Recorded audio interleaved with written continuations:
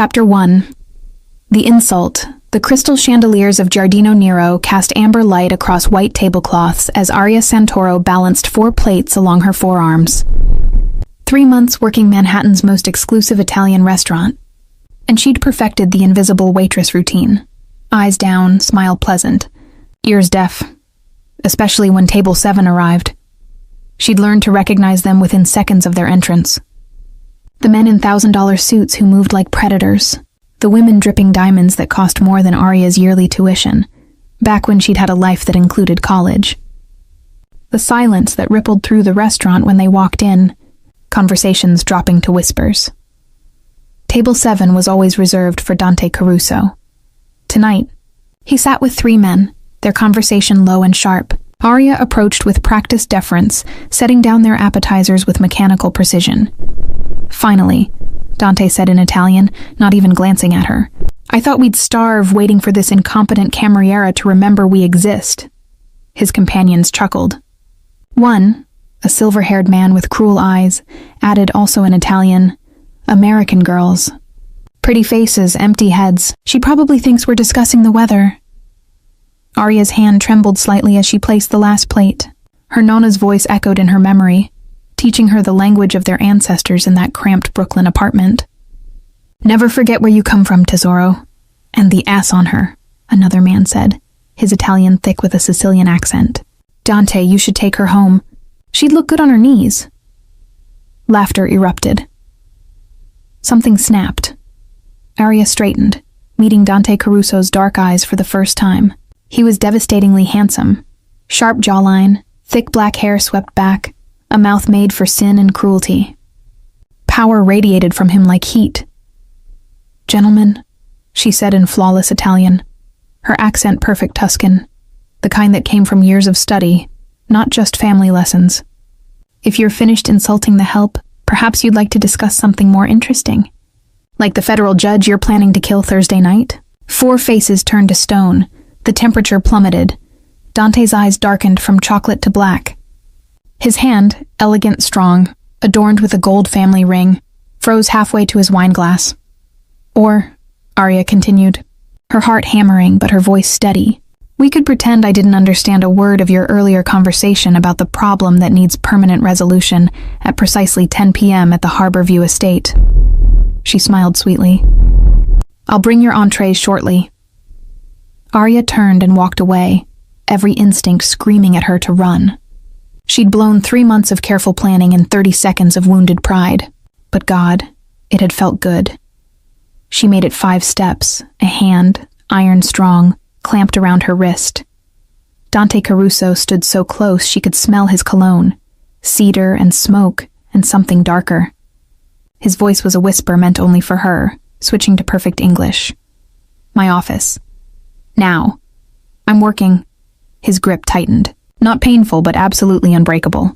"I don't care if this restaurant is on fire. You just signed your death warrant, Bella. The only question is whether you die tonight, or I give you a chance to explain why I shouldn't put a bullet in that smart mouth right fucking now." Aria's pulse thundered. This was it. The moment she'd been engineering for months, just not the way she'd planned. She'd wanted leverage, evidence, a wire recording. Instead, she had his attention and nothing else. "Fine," she said. "But your manager works for me." Dante's smile was razor sharp. "Everyone here works for me. You've been serving the man who owns this city for 3 months, and you never once wondered why Table 7 was always empty until we arrived." He released her wrist, straightening his cufflinks with casual menace. "Walk, calmly. The office is through the kitchen, last door on the right. You run, and my men will have you before you reach the street. You scream, and I'll make sure it's the last sound you ever make." Aria's options evaporated. She nodded once and walked. The kitchen staff didn't even look up as she passed. The office door loomed ahead, mahogany and brass, elegant as everything else in this world she'd infiltrated. Dante opened it, gesturing her inside with mock courtesy. The office was dark leather and old books, a massive desk dominating one wall. But Aria's attention fixed on the 2 men already waiting inside. The silver-haired man from the table and another, younger with scars running down his neck. "Search her," Dante commanded. "I'm not armed," Aria said. Then you're stupider than I thought. The scarred man patted her down with professional efficiency. Impersonal, thorough, terrifying. He found her phone, keys, and the small canister of pepper spray she kept in her apron. Clean, he reported. Dante circled her slowly, a shark sizing up prey. Name, real name, Aria Santoro. Italian family? My grandmother. Where'd you learn to speak like a native? Columbia University, double major in Italian language and criminal justice. The truth, before everything fell apart. I spent a year in Florence, criminal justice. Dante's laugh was cold. Of course. Let me guess, you're a cop, FBI, or just an idiot with a death wish? Aria met his eyes. I'm someone who needs what you have. Information. Information. He leaned against his desk, arms crossed. You overheard a private conversation in a language you weren't supposed to understand, about a topic that could get you killed, and your play is to ask me for information? I know who you are, Aria said. Dante Caruso, head of the Caruso family. Your father built this empire. You inherited it 3 years ago, and you've doubled its reach. You own half the city council, 3 judges, and more cops than I can count. Flattering. Continue. I also know the federal judge you're planning to hit is Judge Richard Blackwell. Thursday night. 10 p.m., Harborview Estate. The silver-haired man moved, hand disappearing inside his jacket. Dante raised one finger. The man froze. How? Dante said softly. Do you know that name? This was it. The gamble. The lie that might save her life or end it. Because he's the reason I'm here, Aria said. Because 6 months ago, Judge Blackwell put my brother in prison on charges your family manufactured. Because I know he's corrupt. I know he's in your pocket. And I know you're going to kill him. And I want to watch. Silence stretched like a blade. Dante studied her with those impossibly dark eyes. Your brother, Marco Santoro. 25 to life for a murder he didn't commit. Your family needed a fall guy for the Vittorio hit, and my brother was convenient. It was all true, except Marco wasn't her brother. He was her partner, and Judge Blackwell wasn't corrupt. He was her father, and she had 4 days to stop Dante Caruso from killing him. Dante pushed off the desk, closing the distance between them until she could feel his breath against her forehead. You want revenge, he said. I want justice. There's no difference in my world. His finger traced her jawline, the touch electric and terrifying. Here's what's going to happen, Bella. You're going to tell me everything, who you've told about tonight, what evidence you have, who you're working with, and then you'll let me go? His smile was beautiful and devastating. Then I'll decide whether to kill you quickly or make you useful. I work alone, Aria said. I've told no one. I have no evidence except what I heard tonight, and if I don't call my roommate by midnight, everything I know goes to the FBI. Lies. All lies. But they sounded convincing. Dante's expression never changed, but something flickered in his eyes. Respect, amusement? Interesting, he murmured. You're either the bravest woman I've ever met or the most foolish. Possibly both. He stepped back, returning to his desk. Marco, you'll stay at my estate until I verify your story. If you're telling the truth, we'll discuss what happens next. If you're lying... He opened a drawer, removing a Glock with casual grace. Well, you understand? You're kidnapping me. I'm ensuring your cooperation. Dante checked the gun's chamber with practiced ease. Luca will take you out the back. You'll leave your phone here. You'll tell no one where you're going. And if you try to run, I'll assume you're a federal plant and respond accordingly. I have rights. Not in my world, you don't. His voice dropped to a dangerous purr. In my world, you're a liability who overheard information worth millions. The fact that you're still breathing is a courtesy I'm extending because... He paused, studying her. Because something about you is different. And I want to know what. The scarred man, Luca, gripped her arm. Aria's mind raced. This wasn't the plan. She needed to be free, mobile, able to contact her handler. But she also needed to be close to Dante, to learn his operation, to find proof. 4 days, she said. If you're killing Judge Blackwell Thursday, I have until then to prove I'm telling the truth. 3, Dante countered. 3 days to convince me you're worth keeping alive. Their eyes locked. Deal, Arya whispered. Dante smiled, slow and predatory. Welcome to my world, Arya Santoro. Try not to die. Chapter 2. The Cage. The black SUV cut through Manhattan like a bullet, Luca driving in silence while Arya sat in back between two stone-faced guards. No one spoke. The city lights blurred past, elegant brownstones giving way to industrial waterfronts, then finally to gates. Massive. Iron. Definitely electrified. The Caruso estate sprawled across 5 acres in Westchester. Close enough to the city to command it, far enough for privacy. The main house loomed like a fortress, all dark stone and Gothic windows. Out, Luca ordered. Arya climbed from the SUV, her waitress uniform ridiculous against the mansion's grandeur. The front door opened before they reached it, revealing a woman in her 50s with steel-gray hair and sharp eyes.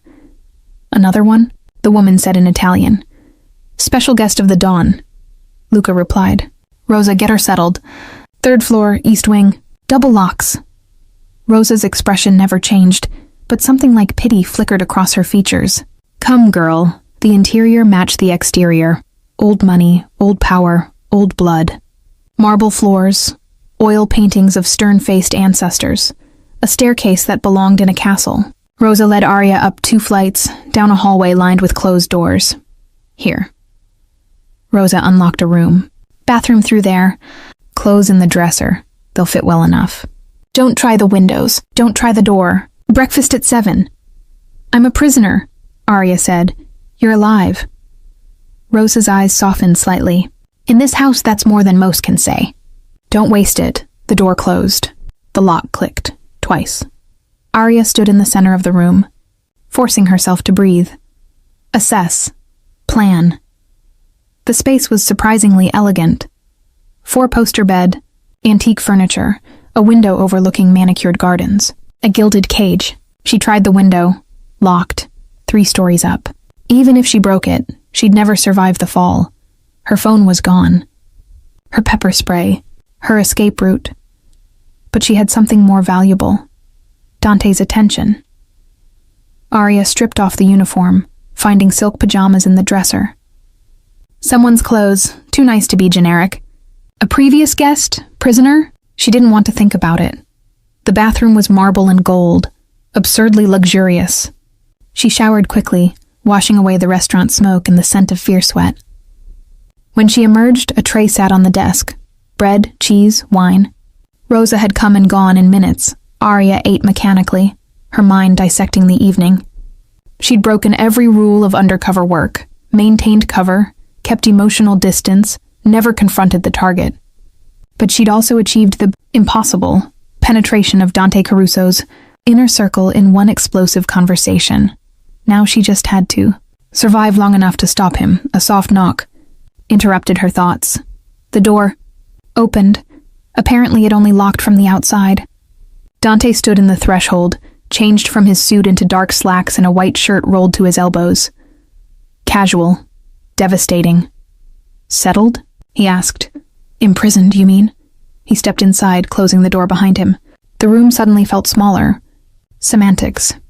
Dante moved to the window, gazing out at his empire. I've been thinking about you, Arya Santoro. Your story. Your timing. Your conveniently perfect Italian. It's not convenient. It's education. Columbia doesn't teach the street dialect you used earlier, or the Tuscan accent you switched to. He turned, pinning her with that dark gaze. You learned from someone who lived it. Arya's throat tightened. My grandmother. She emigrated from Florence in the 50s. What was her name? Maria Gianelli. Family still in Italy? Dead. All of them. Another truth. Her nonna had died 2 years ago, taking with her the last link to Arya's heritage. To the life before witness protection, before her father became a judge, before everything turned to ash. Dante moved closer.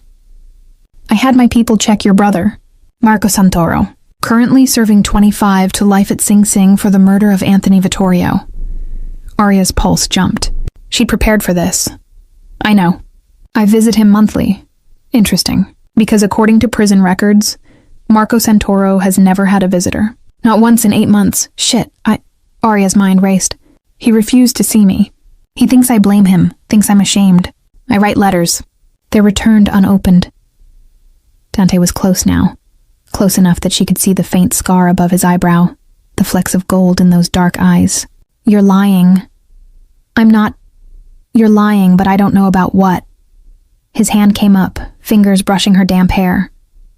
Are you a cop, Arya, FBI, or something more interesting? I'm a waitress trying to save her brother. No. His voice dropped to a whisper. You're something else entirely. I can feel it. The air between them crackled with tension. Danger and attraction twisted together in something electric. Arya forced herself not to step back, not to show fear. I need 3 days, she said. You promised me 3 days. To prove your loyalty? Dante's smile was dark. Oh, you'll prove it, Bella. Starting tomorrow, what happens tomorrow? You're going to tell me everything you know about Judge Blackwell. His security, his routines, his weaknesses, and then you're going to help me kill him. Arya's blood froze. What? You want revenge for your brother? Here's your chance. Dante's thumb traced her lower lip, the gesture possessive and terrifying. You're going to be my inside access, the pretty face nobody suspects. And when it's done, when Blackwell is dead, you'll belong to me. I don't belong to anyone. His laugh was low, dangerous. We'll see. He dropped his hand, stepping back. Get sleep. Tomorrow your real education begins. And Arya? He paused at the door. Don't try to be clever. Don't try to escape. The last person who betrayed me took 3 days to die, and I made sure every second counted. The door closed. The locks clicked. Arya sank onto the bed, shaking. She'd wanted to get close to Dante, to infiltrate his operation. But she'd never imagined he'd demand she become complicit in her own father's murder. She had 3 days to stop a killing, expose a crime lord, and keep herself alive. And the most terrifying part? When Dante touched her, when his eyes burned into hers, she'd felt something beyond fear. She'd felt desire. God help her. She was in trouble. Chapter 3. The education. Morning arrived with cruel sunlight and Rosa's knock. Breakfast. 5 minutes. Arya dressed in clothes from the dresser. Designer jeans that fit perfectly. A silk blouse. Leather boots. Someone had known her size exactly. The thought unsettled her. Downstairs, the formal dining room stretched under vaulted ceilings. Dante sat at the head of an enormous table, reading a newspaper and drinking espresso. He looked up as she entered. Sit. Arya took the chair to his right, acutely aware of the armed guard by the door. A spread of food materialized. Pastries, fruit, meats, cheeses. Enough to feed 10 people. Eat, Dante commanded. You'll need strength. She took a pastry, her stomach too knotted for real hunger. For what? Your education. He folded the newspaper with precise movements. If you're going to move in my world, you need to understand it. The rules, the stakes, the cost of failure. I understand perfectly. You understand nothing. His voice cracked like a whip. You think serving drinks in a restaurant where made men eat dinner makes you informed? You're a child playing in traffic. Arya's temper flared. I'm not a child. Then prove it. Dante stood, gesturing for her to follow. Come. They walked through the house, and with each room, Arya glimpsed the Empire. An office with maps marked in red, a surveillance room with screens showing half the city, a gym where men trained with deadly precision, a library filled with law books and precedent files. This, Dante said, sweeping his hand across a control room, is power. Real power. Not the fantasy you've built in your head about noble causes and justice. This is the machinery that runs New York. On one screen, a politician glad-handed donors. On another, a police captain accepted an envelope. A third showed the interior of a courtroom. Empty now, but marked with tomorrow's docket. Judge Blackwell, Dante said softly, has served my family for 12 years. He's taken millions in bribes, fixed hundreds of cases, and destroyed countless lives with his rulings. He's a monster who hides behind a black robe. Then why kill him? Arya challenged. If he's useful, because he's become greedy. Because he threatened to expose our arrangement unless I doubled his payment. Because he thinks he's untouchable. Dante's eyes went cold. No one threatens the Caruso family. No one. So you'll murder him. I'll remove a problem. He turned to her. And you're going to help. I won't. You will. Or I'll assume you're a federal plant, kill you, and move the hit up to tonight. His hand shot out, gripping her chin with gentle menace. Don't test me, Arya. I don't make idle threats. Her options collapsed to one, compliance. For now, what do you need? She asked. Information. Blackwell's Harborview estate has private security, 4 men, rotating shifts. He has a panic room. He has escape routes, but he also has weaknesses.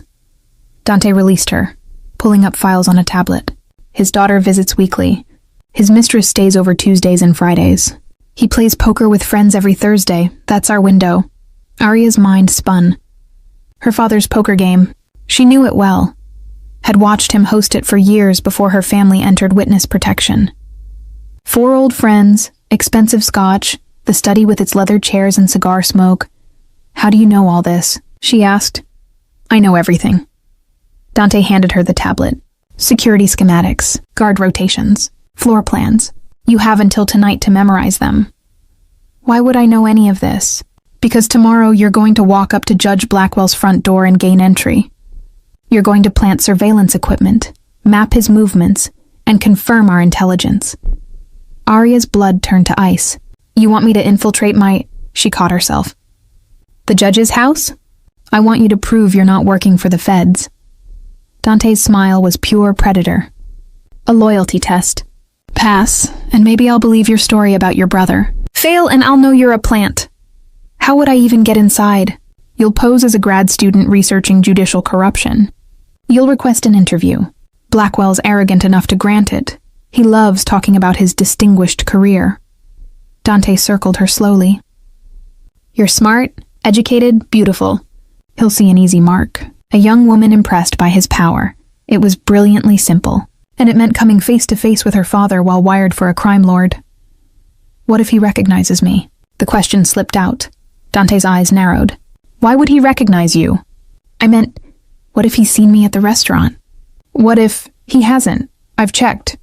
But suspicion lingered in his gaze. Are you afraid, Bella? I'm terrified, Arya admitted. Truth, for once. Something shifted in his expression. Good. Fear keeps you sharp. Gets you killed when you freeze. But keeps you alive when you respect it. He stepped closer, and again that electricity sparked between them. Dangerous, intoxicating, wrong. Why me? Arya whispered. You could use anyone for this. Why risk an unknown? Because you speak perfect Italian. Because you walked into my world with your eyes open. Because when I threatened you, you didn't break. His hand traced her collarbone, the touch sending shivers down her spine. And because I want to understand what game you're really playing. I'm not... Everyone plays games in my world. Everyone has an angle. His breath ghosted across her lips. I'm going to discover yours, Arya. And when I do, you'll either become invaluable or you'll disappear. The door opened. Luca entered, breaking the moment. Boss, the Moretti situation requires your attention. Dante stepped back, the dangerous intimacy evaporating into cold command. Take her to the study. She has work to do. Wait, Arya said. If I do this, if I get you your information, will you spare Judge Blackwell? Both men stared at her. No, Dante said simply. He dies Thursday. The only question is whether you help, or whether I assume you're lying and kill you both. He walked out, leaving Arya with 2 impossible choices: betray her father or blow her cover. She had 48 hours to find a third option. Luca led her to the study, a room of dark wood and leather, walls lined with law books that probably belonged to some legitimate ancestor before the Caruso family embraced its darker path. He set the tablet on the desk. Study, he ordered. The Dawn doesn't tolerate failure. Alone, Arya opened the files. Her father's house blueprint stared back at her, every room mapped, every entrance marked. She'd grown up in that house, knew its secrets better than any schematic. She also knew the panic room had a landline. If she could reach it, if she could make one call to her FBI handler. But that meant completing Dante's test, entering her father's home as a spy for the man who wanted him dead. Her hands shook as she memorized guard rotations, camera blind spots, entry points. She was preparing to betray everything she stood for. Or she was gathering intelligence to bring down Dante Caruso. The line between the two had never been thinner. Hours passed. Rosa brought lunch. Arya ate without tasting, her mind building and discarding plans. Finally, as sunset painted the windows gold, the study door opened. Dante entered with two others, a woman in her 30s with calculating eyes and a man who radiated quiet menace. Arya Santoro, Dante said. Meet Valentina, my consigliere, and Marco, my cousin, head of security. Marco, the same name as her supposed brother. The irony wasn't lost on her. Valentina will prepare your cover story, Dante continued. Marco will wire you for audio and video. Tomorrow at 2 p.m. you'll visit Judge Blackwell. By tomorrow night, I'll know if you're an asset or a liability. Valentina studied Arya with unsettling focus. She's beautiful. He'll underestimate her. Good. Can she handle herself? Marco asked. We'll see. Dante's eyes never left Arya. Can you? Arya stood meeting his challenge. I've come this far. You've survived one day in my world. Don't mistake that for success. He moved closer, invading her space. Tomorrow you step into the fire. Tomorrow I find out who you really are. His hand cupped her face, thumb stroking her cheek with devastating gentleness. Don't make me regret letting you live, Bella. Then he was gone, leaving Arya with his lieutenant and his cousin. Valentina smiled, sharp as a knife. Let's get you ready to seduce a judge. Chapter 4. The wire Valentina worked like a sculptor, transforming Arya from captive to weapon. They stood in a dressing room Arya hadn't known existed. Rows of designer clothes, jewelry worth millions, wigs and makeup stations. Blackwell likes intelligent women, Valentina said, selecting a pencil skirt and silk blouse. But not too intelligent. You're a grad student, eager, slightly naive. You worship men like him. I'll try not to vomit, Arya muttered. Valentina's laugh was unexpected. I like you. Most girls Dante brings here cry or beg. You've got spine. She handed over the outfit. Change. We'll wire you after. Alone in the changing room, Arya pulled on the clothes. The skirt hugged her curves, the blouse professional but subtly alluring. When she emerged, Marco waited with a metal briefcase.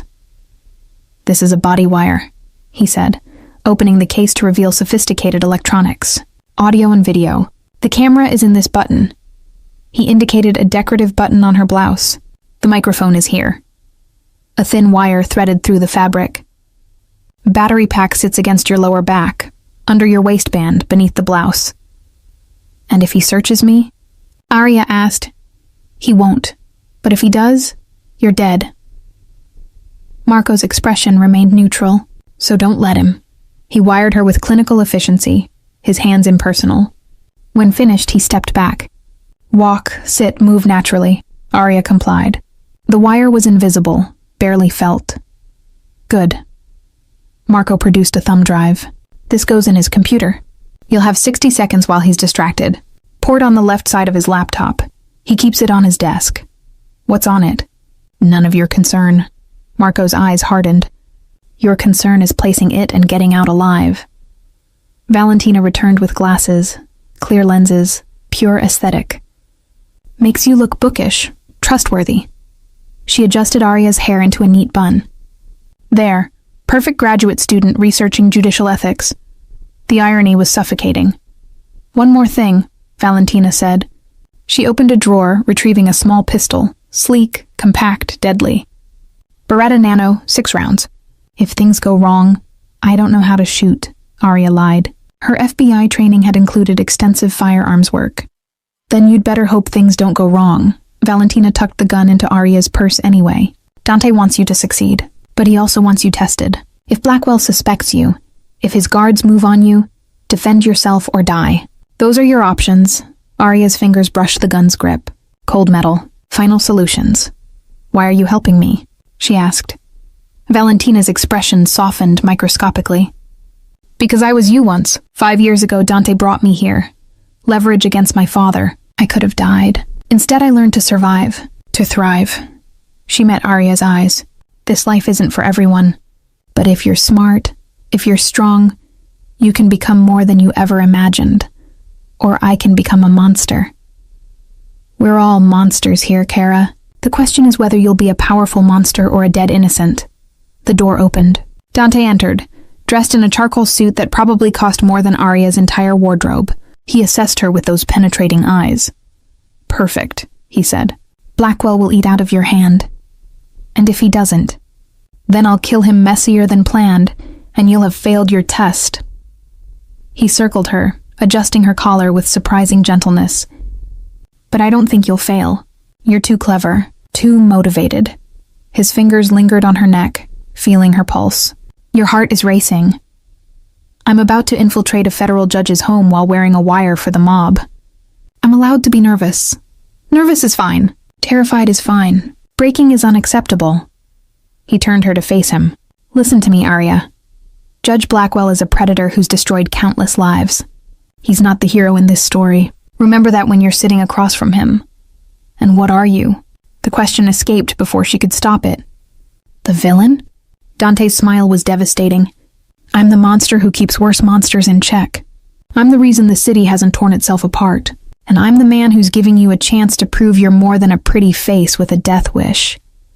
He leaned close, lips brushing her ear. Impress me, Bella. Show me what you're really made of. Then he stepped back all business. Luca will drive you. You'll enter through the front gate at precisely 2 p.m. I've arranged your appointment through a third party. Blackwell thinks you're Sophia Russo, Columbia grad student writing your thesis on judicial independence.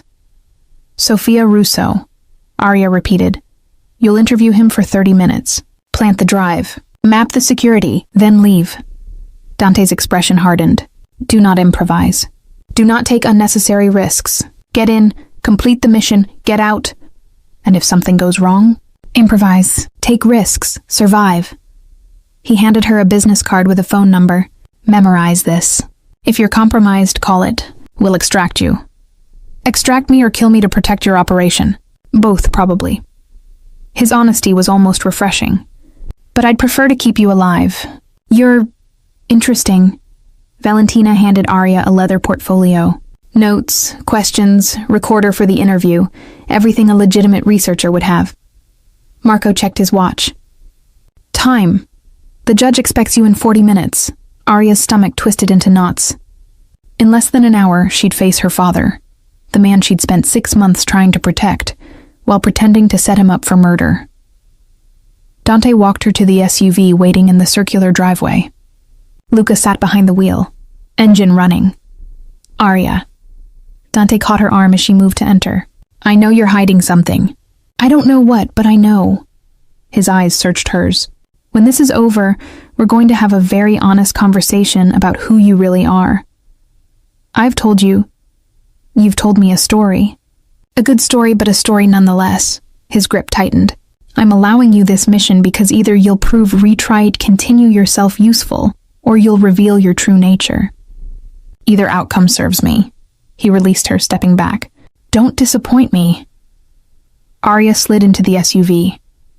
The door closed with a heavy thunk, final, irrevocable. Luca pulled away from the estate, and through the tinted windows, she watched Dante's figure recede. The drive to Harbor View took 20 minutes. 20 minutes to prepare for the most dangerous performance of her life. Arya's mind raced through contingencies, lies, escape routes. Her father didn't know she was alive. After the Vittorio family had threatened their lives 3 years ago, the FBI had relocated them. New names, new city, new existence. Judge Richard Blackwell became Judge Richard Blackwell in name only. His family became ghosts. Except Arya had come back, had joined the FBI's organized crime task force, had spent 6 months building a case against Dante Caruso, and now she was wired, armed, and about to walk into her father's home as a spy for the man who wanted him dead. We're here, Luca said. The Harbor View estate sprawled across waterfront property. Elegant, understated wealth. Arya recognized every brick, every window, her childhood home preserved in amber. You have 45 minutes, Luca said. I'll wait here. If you're not out in 50, I'm coming in, and things will get messy. Arya nodded, throat tight. She grabbed the portfolio, checked her appearance in the compact mirror. Sofia Russo, grad student. Not Arya Blackwell, the judge's daughter who supposedly died in a car accident 2 years ago. She walked to the front gate. Pressed the intercom. Sofia Russo for Judge Blackwell. I have a 2 p.m. appointment. A pause. Then the gate buzzed open. Her legs felt like water as she approached the front door. It opened before she could knock. A security guard, professional and armed. ID, please. Arya handed over the fake driver's license Valentina had provided. He scanned it, checked her face against the photo, nodded. The judge is expecting you in his study. This way. They walked through the foyer. God, she'd learned to ride a bike in here during one rainy week, circling the marble floors while her mother laughed. Past the living room where family game nights had dissolved into arguments about her father's cases. Up the stairs she'd thundered down Christmas mornings. Every step was agony. The guard stopped at the study door. Knock twice. Come in, her father's voice called. The door opened. Judge Richard Blackwell sat behind his massive mahogany desk, silver-haired and distinguished in his 60s. He looked older than Arya remembered. Lines deeper, eyes more tired. But alive, safe, for now. Miss Russo, he said, standing with old-fashioned courtesy. Thank you for coming. Please sit. Arya forced her legs to move, sat in the leather chair across from him, the same chair where she'd sat at 16, confessing she'd wrecked the car. At 17, asking permission to attend Columbia instead of Yale. Thank you for seeing me, Your Honor, she said, voice steady despite the screaming in her head. I know your time is valuable. Always happy to help a graduate student. He smiled, warm, paternal, genuine. Columbia, yes? Fine institution. I lectured there several times, I know. I attended one, true. She'd sat in the back row, 20 years old and proud of her father. They talked for 10 minutes, her fake thesis on judicial independence in the modern era, his carefully curated answers about integrity and justice. Arya recorded it all, the wire catching every word. Then her opening came. Your Honor, I'm struggling with my laptop. Would you mind if I used yours quickly to pull up my questions? I have them in a cloud document. Of course. He turned the laptop toward her. Arya's hands trembled as she typed a fake URL, waited for it to load. Then, while his attention was on the recorder she'd accidentally knocked to the floor, pulled the thumb drive from her pocket and slid it into the USB port. 60 seconds. Marco had said 60 seconds. Found them, she said brightly, opening a document. The drive worked silently, invisible. 50 seconds. 40. Her father retrieved the recorder, setting it back on the desk. These things are more delicate than they look. I'm so clumsy. 30 seconds. She pretended to scroll through questions while the drive completed its upload. 20 seconds. Her father's phone rang. He glanced at it, frowned. Excuse me one moment. He stood, walking to the window to take the call. 10 seconds. Arya's finger hovered over the eject function. 5 seconds. The drive clicked. She palmed it, slipping it into her pocket as her father turned back. Sorry about that. Where were we? They continued the interview. Arya asked questions she didn't care about, received answers she'd never use. All the while, her eyes cataloged the room. Security camera in the corner, blind spot behind the bookshelf, window locks, standard, pickable, safe behind the portrait, combination lock.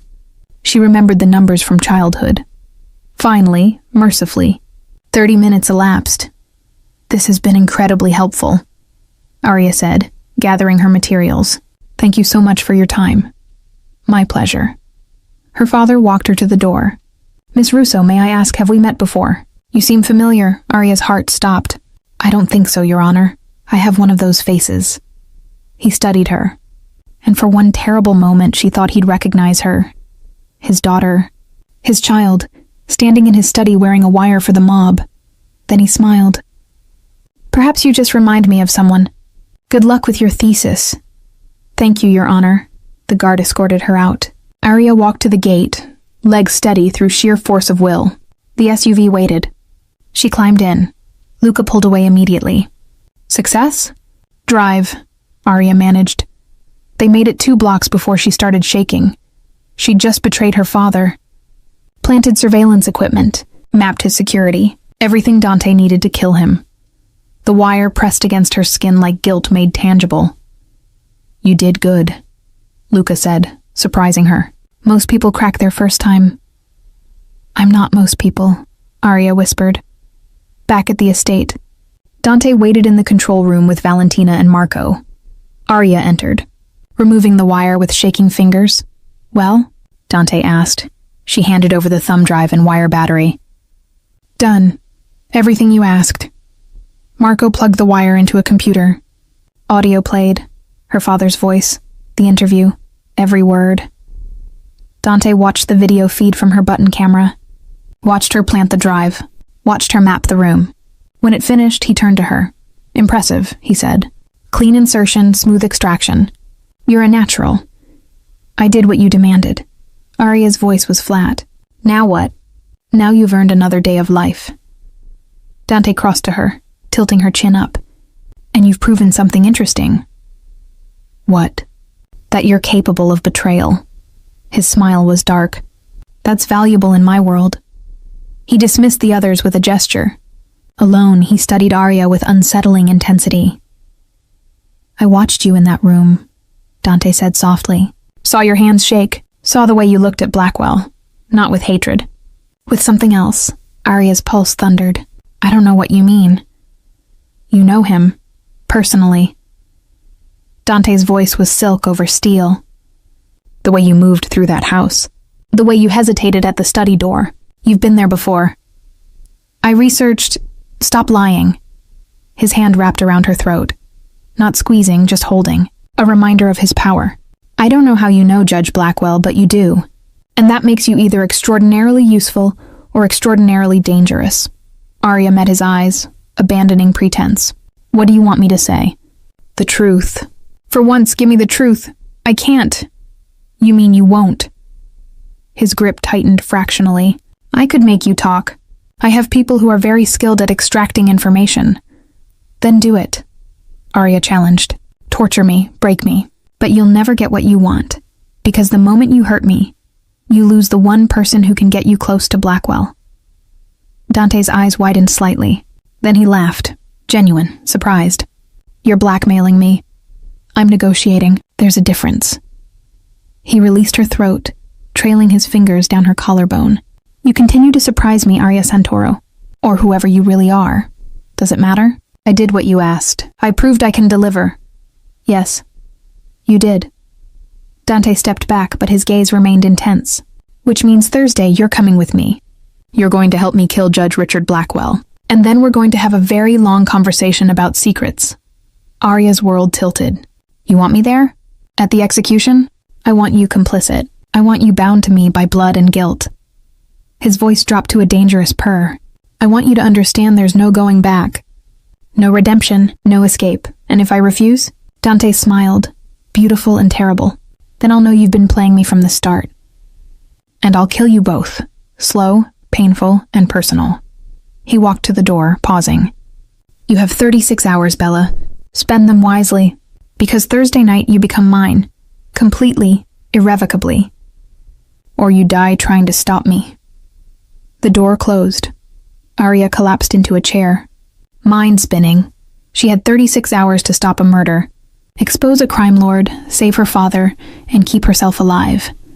And the most terrifying part, when Dante touched her, when his hand wrapped around her throat, when he'd called her his, she'd felt a spark of something that wasn't entirely fear, something darker, hungrier, more dangerous than anything else in this nightmare. She was falling for the man who wanted to destroy everything she loved, God help her. Chapter 5. Confessions Arya spent Wednesday in her gilded cage, pacing like a trapped animal. Rosa brought meals she couldn't eat. Through the window, she watched Dante's empire operate. Cars coming and going. Men in suits conducting deadly business with briefcases and handshakes. Her FBI handler, Agent Marcus Webb, would be frantic by now. She'd missed 3 check-ins. Protocol dictated he'd assume her cover was blown, that she was compromised or dead. He'd be right on both counts. Evening fell like a curtain. Arya had just changed into the silk pajamas when her door unlocked. No knock, just the click of metal and Dante's entrance. He carried a bottle of wine and 2 glasses. Still in his suit, but the tie was gone, the top button undone. He looked almost human. "Drink with me," he said. "I don't think..." It wasn't a request. He poured dark red wine into both glasses. "Tomorrow night changes everything. Tonight I want to know who you are." Arya accepted the glass warily. "Why do you care?" "Because in my world, knowledge is survival." Dante settled into the armchair, gesturing for her to sit on the bed. "And because you've gotten under my skin, Arya Santoro, I need to understand why." She sipped the wine, expensive, complex, probably older than her. "Maybe I'm just good at my job." "What job? Waitress? Grad student? Whoever you're pretending to be today?" His eyes gleamed in the lamplight. "I've been in this business 15 years. I can smell a lie from across the city, and you, Bella, are drowning in them. So are you. True."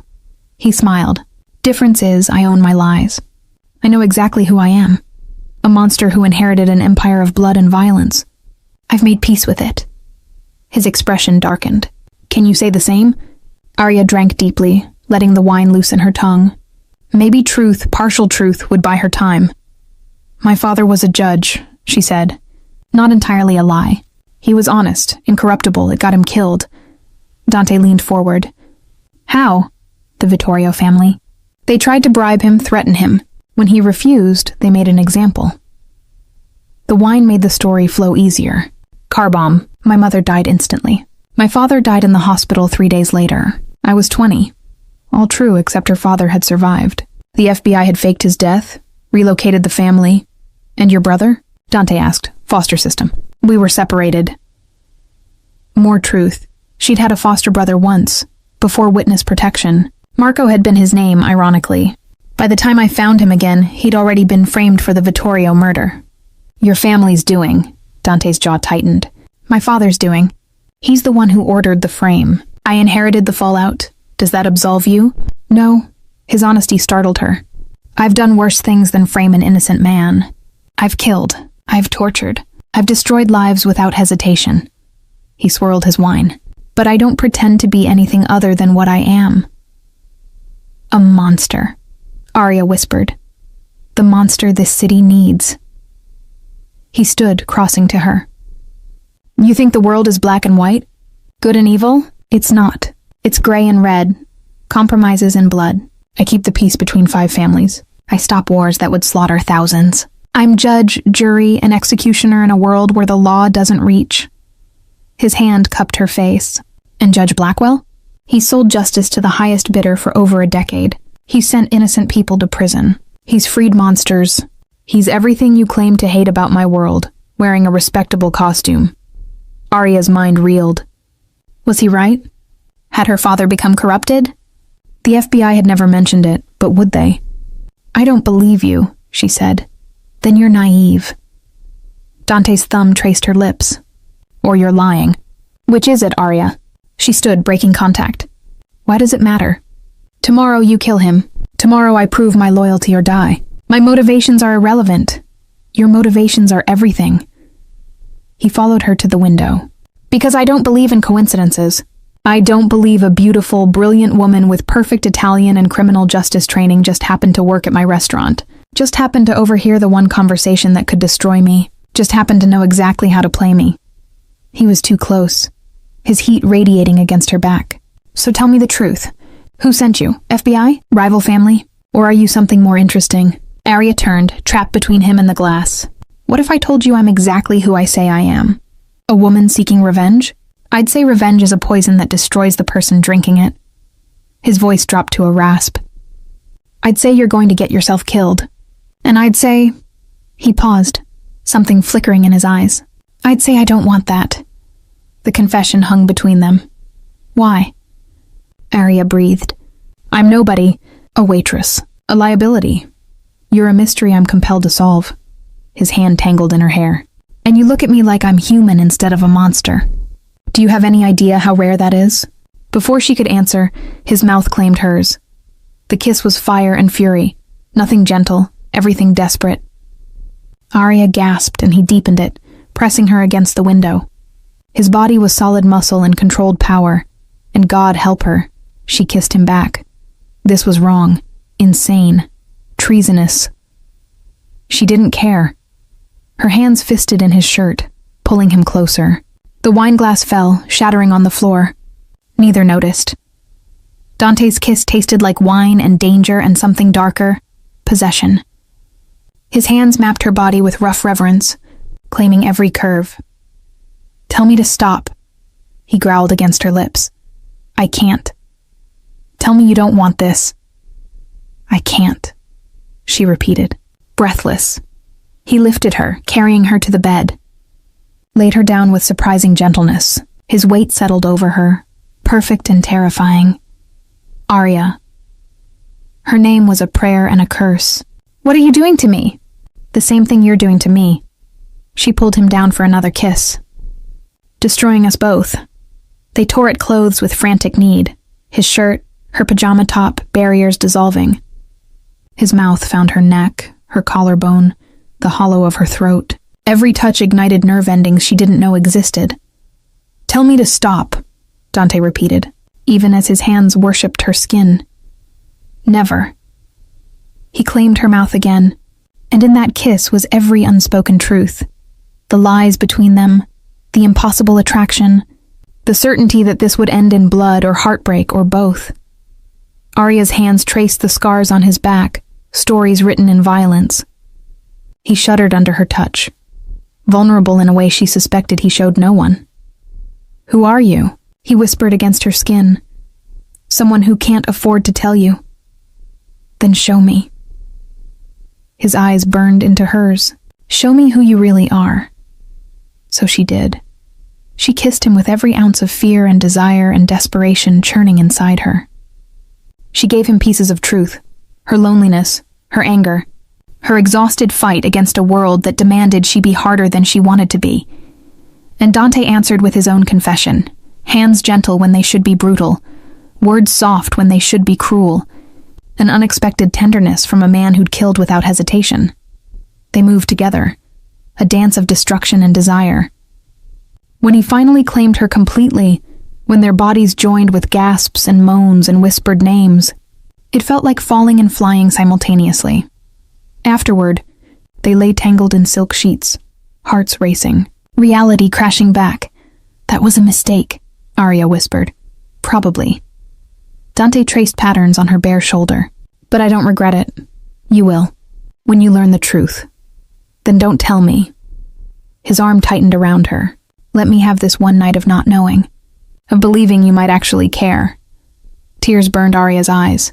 "Dante, shh," he kissed her forehead. "Tomorrow we hunt a corrupt judge. Tomorrow, blood and violence and consequences. Tonight, let's pretend we're just two people who found each other in the darkness." Arya turned in his arms, memorizing his face, the sharp jaw, the dark eyes now soft with something like affection, the mouth that had just ruined her for anyone else. "I need to tell you something," she said. "Don't. You need to know. Whatever it is, I don't care." His hand cupped her face. "I don't care if you're FBI, CIA, or the devil herself. Tonight you're mine. That's all that matters." He kissed her again, slower this time, thorough, claiming, and Arya let herself drown in it, knowing that tomorrow she'd have to choose between the man in her arms and everything she'd sworn to protect, knowing that either choice would destroy her. They made love again, slower, deeper, with an urgency born of borrowed time. And when Dante finally fell asleep, his arm possessive around her waist, Arya stared at the ceiling and planned. Tomorrow was Thursday. Tomorrow, Dante would move against her father. Tomorrow, she'd have to decide, FBI agent or something far more dangerous, a woman in love with a monster. She had 12 hours to find a way to save them all. Chapter 6. Blood Otharia woke to an empty bed and a note on the pillow. "Wear the black dress. Be ready at 8 p.m. Tonight you become mine." The black dress hung in the closet, Elegant, dangerous, appropriate for either a funeral or a murder. She showered mechanically, her body still humming from Dante's touch, her mind screaming with conflict. Last night had changed everything. She'd crossed a line she couldn't uncross. Rosa brought breakfast and coffee. "Big night," the older woman said. "The dawn isn't different, since you arrived." "Different how?" "Distracted, volatile. He's killed 2 men this week for minor infractions." "That's not like him." Rosa's eyes held warning. "Be careful, girl. Men like Dante don't love. They consume." After she left, Arya found her burner phone, the one she'd hidden in the bathroom vent before Dante's people could search her. 1 bar of battery, no signal booster. She had minutes before it died. She climbed into the tub, turned on the shower for noise cover, and dialed her handler, Webb. "It's Nightingale." Her codename felt foreign now. "Jesus Christ, Arya, where the hell have you been?" "Dante Caruso's estate. He made me. Partial truth. I've been playing along, gathering intel. Are you compromised?" "Am I?" "No, but he's moving tonight. He's hitting Judge Blackwell at the Harbor View estate during the Thursday poker game." Silence. Then, "That's your father." "I know." Her voice cracked. "Webb, I need extraction. I need backup. We can catch Dante in the act and negative. If we move now, we lose the whole case. We need evidence of the full organization, not just one hit." Arya's blood turned to ice. "You're going to let my father die?" "Your father is protected. We have surveillance on the estate. If Caruso makes a move, we'll intercept. You don't understand. Dante's planned for everything. He has intel on your surveillance. He'll— Agent Blackwell." Webb's voice went hard. "You're too close. Your feelings for the target are compromising your judgment." "I don't have feelings. You spent last night in his bed. The wire we planted in your room caught everything." Arya's world shattered. "You wired my room?" "Standard protocol. And now we know you've been compromised. Emotionally, if not professionally." Webb's disgust was palpable. "New orders. Maintain your cover. Do not interfere with the hit. We'll use the evidence to bring down the entire Caruso organization." "You're asking me to watch my father die. I'm ordering you to complete your mission. Your father knew the risks when he agreed to this operation." The phone beeped. "Battery dying." "Webb, you can't—" The line went dead. Arya stared at the phone, numb. Her father had agreed to this? Agreed to be bait? None of this made sense. Unless her father really was corrupt.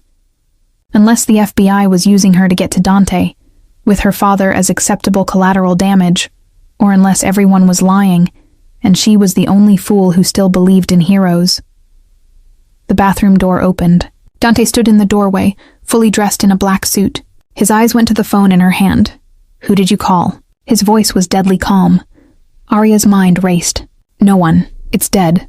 Show me." She handed it over. He powered it on. The screen lit up. "Last call. Unknown number. Duration, 2:14. Dante's expression never changed, but the temperature plummeted. Unknown number. For over 2 minutes.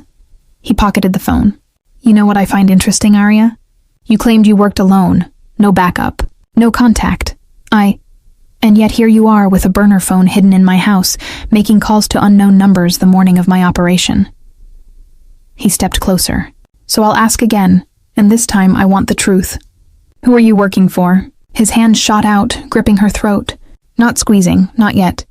But the threat was clear. "I'm not FBI? Rival family? Or something more creative?" His eyes searched hers. "Last night I told you I didn't care.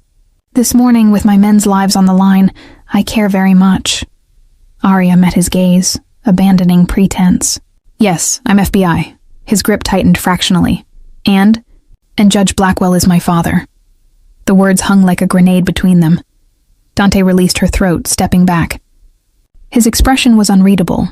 Fury, betrayal, and something like admiration warring across his features. "Your father," he repeated softly. "Yes. The man I'm planning to kill tonight. Yes. And you've been undercover, working me, getting close to protect him."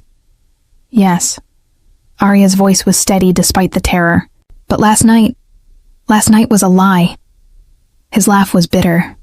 Everything was a lie. The waitress, the Italian, the brother, all of it, not everything. She stood, wrapping a towel around herself. My name really is Arya. My nonna really taught me Italian. And last night, her voice broke. Last night wasn't part of the mission. Bullshit. Dante, please what? He whirled on her. Please don't kill your corrupt father. Please forgive you for infiltrating my family. Please ignore that you're an FBI agent who's been lying to me from the moment we met. He's not corrupt. The words burst out. That's what I'm trying to tell you. Whatever evidence you have, it's fabricated. Someone set him up. Dante went very still. Explain. I don't know all the details. But my father agreed to be bait, to draw you out. The FBI wanted evidence of the full Caruso operation. They're using him as leverage. And you? I went rogue. I couldn't let them sacrifice him. So I got close to you, tried to stop the hit. By sleeping with me? His voice was razors. By falling for you, Arya corrected quietly. Which was never the plan. Which is tearing me apart. Because I'm in love with the man who wants to kill my father, and I have no idea which side I'm supposed to be on anymore. The confession echoed in the bathroom. Dante stared at her for an eternity. Then, get dressed. We're leaving in 30 minutes. What? You're coming with me, tonight, to your father's house. His smile was cruel. And you're going to prove which side you're really on. Dante, you can't. I can do whatever I want, Bella. That's what being a crime lord means. He moved to the door. 30 minutes. Wear the dress. And Arya? He paused. I don't know if I believe you about last night, but we're going to find out. Because if you betray me tonight, if you try to save your father, I'll kill you both. That's a promise. He left. Arya sank to the floor, shaking. She'd blown everything. Her cover, her mission, her heart. And in 4 hours, she'd have to choose her father's life or Dante's. She couldn't save both.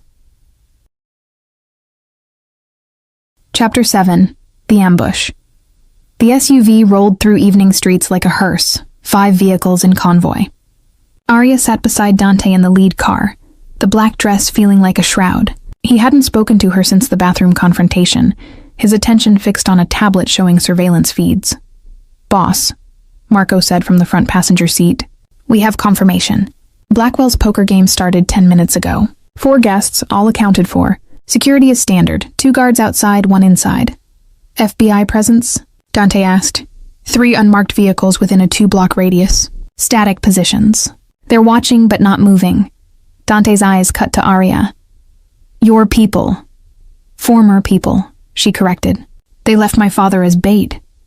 Or they're waiting for me to commit before they spring their trap. He leaned close. Tell me, Bella, what happens when we arrive? Do your FBI friends come out shooting? Do they have snipers on rooftops? I don't know, Arya said honestly. They cut me out when they learned about us. Us. He laughed without humor. There is no us. There's a crime lord and an undercover agent who fucked him to gather intelligence. The words hit like bullets. That's not... Save it. Dante turned back to his tablet. In 10 minutes, we'll know the truth. Either your father dies and you prove your loyalty, or the FBI moves and you prove you're exactly what I thought, a weapon aimed at my heart. Arya's mind raced. She had minutes to find a play, any play, that didn't end with her father dead or Dante in prison. They turned onto Harbor View Drive. The convoy slowed. Marco, Dante said. Split deployment. 3 vehicles continue to the main gate. 2 hang back for extraction. If this is a trap, we ghost and regroup. Understood. They pulled up to the estate gates. Arya's childhood home glowed with warm light. Father's study windows visible on the 2nd floor. Inside that room, 4 old men played poker, drinking scotch, laughing. Unaware. Last chance, Dante said to Arya. Call them off. Tell your FBI handlers to stand down, and maybe I'll make this quick. I can't call them off. They won't listen to me. Then your father dies slow. The gate buzzed open. Dante's inside man had disabled it remotely. The SUVs rolled through, silent as predators. Then everything exploded. Floodlights erupted from every direction.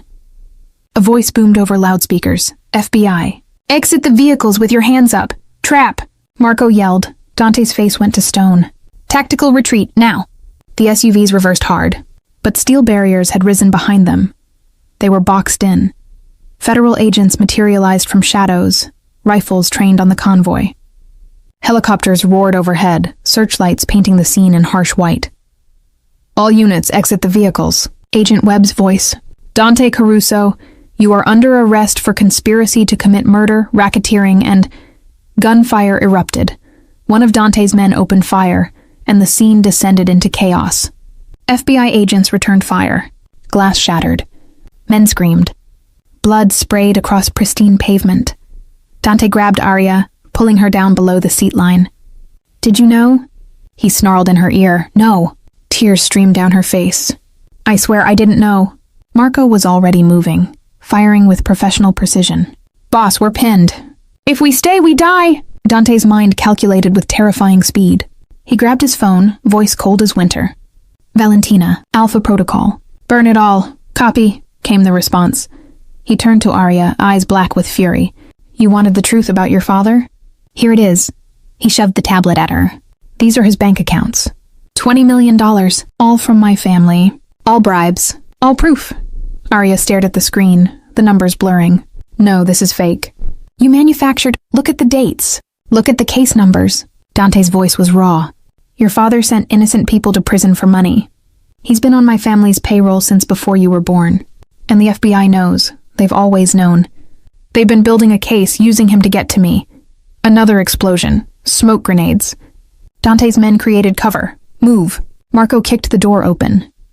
They ran. Arya stumbled in heels, Dante's hand iron tight around her wrist. Bullets chased them across the lawn.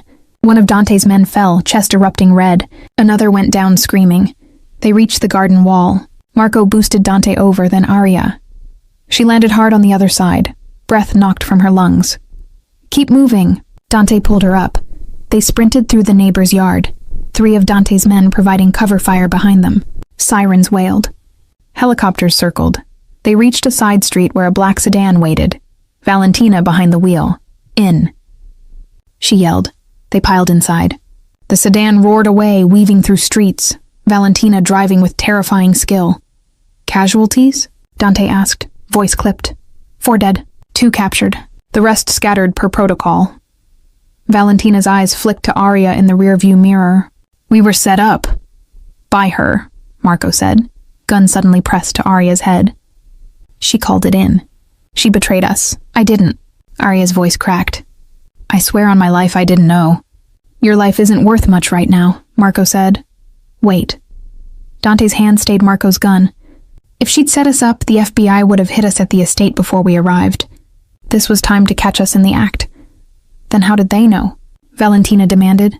Dante's expression darkened. "Because someone told them. Someone inside my organization."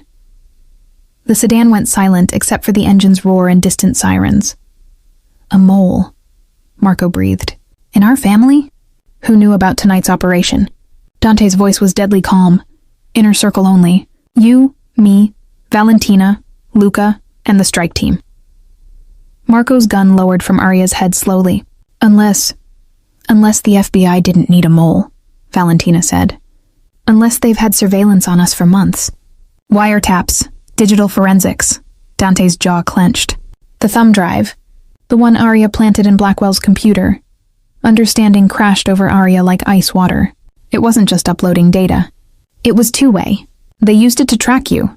"No." Dante pulled out his phone, fingers flying across the screen. His face went ashen. "It uploaded a Trojan. They've had access to everything.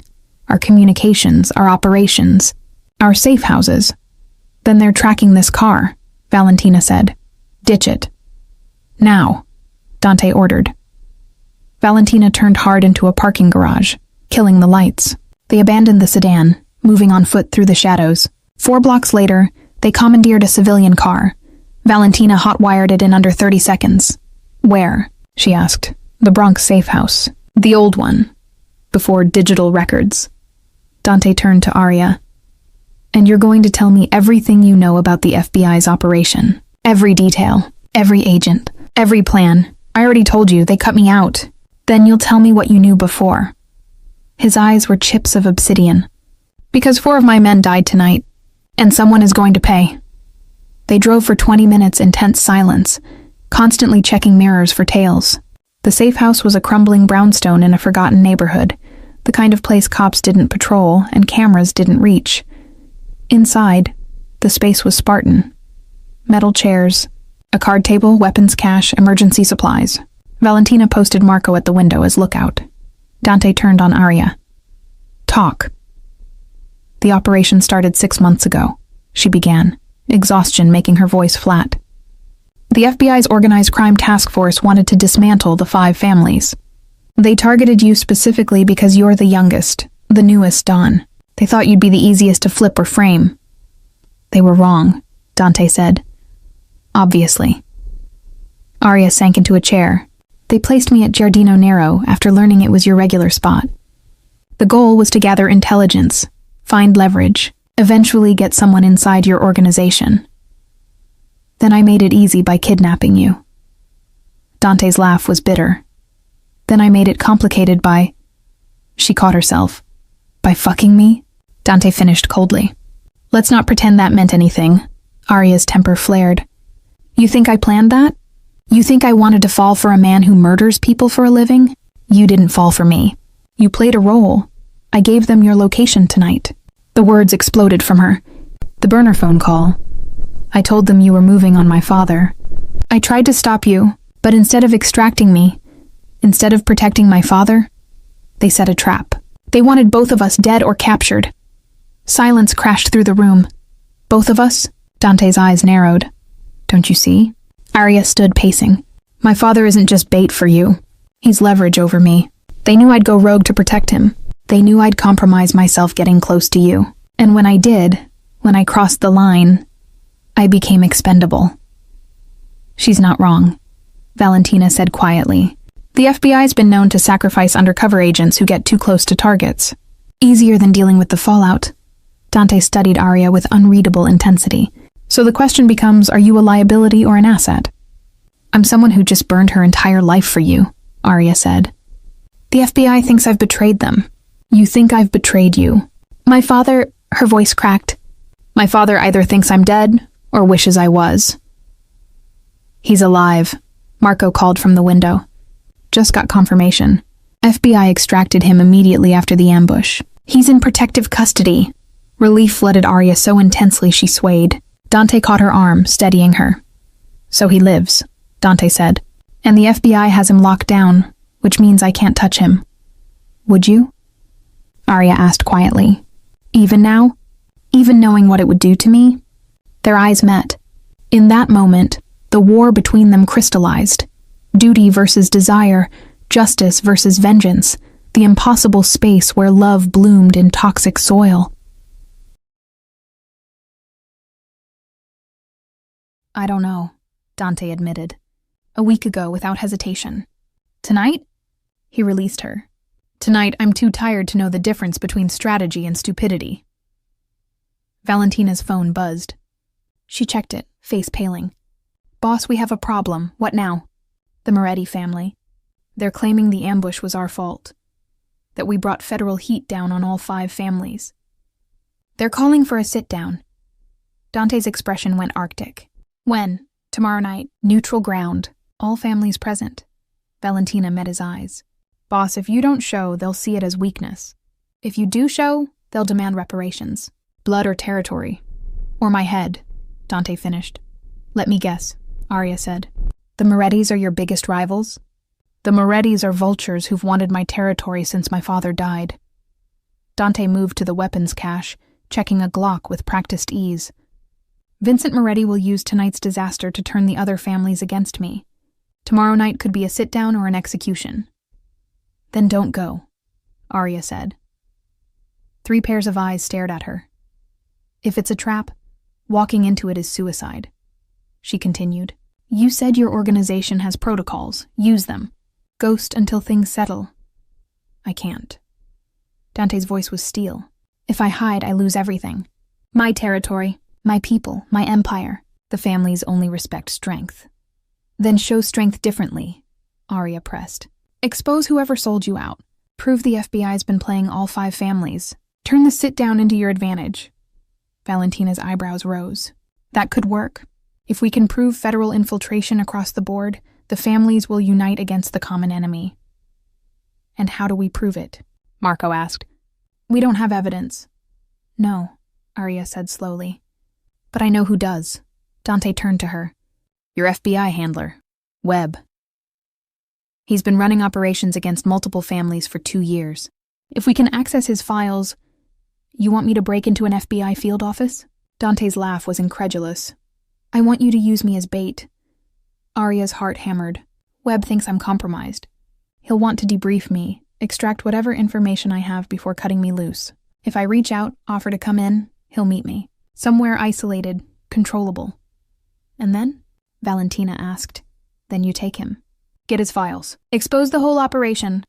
Arya met Dante's eyes. Use me the way they used my father. Silence stretched like a blade. It's a good plan, Marco admitted grudgingly. It's a suicide mission, Dante countered. Webb's not stupid. He'll come with backup. The second he sees you, he'll know it's a trap. Not if I'm convincing. Arya pulled out the burner phone. Still in her purse, miraculously. Not if I call him right now, crying, begging for extraction. Tell him I barely escaped, that you know I'm FBI, that I need protection. He'll trace the call. Let him. We'll be long gone before he triangulates. Arya's hands shook, but her voice stayed steady. This is the only play that saves both of us. If the families turn on you, you're dead. If the FBI finds me, I'm arrested or worse. But if we expose Webb's operation, we buy time. Maybe enough time to figure out what the hell happens next. Dante studied her for a long moment. Then, shockingly, he smiled. You're either brilliant or insane. Both, probably. Make the call. Arya dialed with trembling fingers. It rang twice. Nightingale? Webb's voice was sharp, concerned. Jesus Christ, where are you? We've been searching. I need extraction. Arya let her voice break. Tears genuine. Please, he knows. Dante knows I'm FBI. He's going to kill me. I'm somewhere in the Bronx, but I don't know where. I escaped during the chaos, and I've been running and slow down. Are you hurt? No, but I can't go to a hospital, can't go home. He has people everywhere. Please, you have to help me. Okay, listen carefully. There's a diner on Webster Avenue. Russo's, do you know it? Arya looked at Dante. He nodded. He knew the place. I can find it, she said. Be there in 1 hour. Come alone. If you're being followed, abort and call me. Understood? Understood. She paused. Webb, my father, is he okay? He's safe. Protective custody. We'll arrange a meeting after debrief.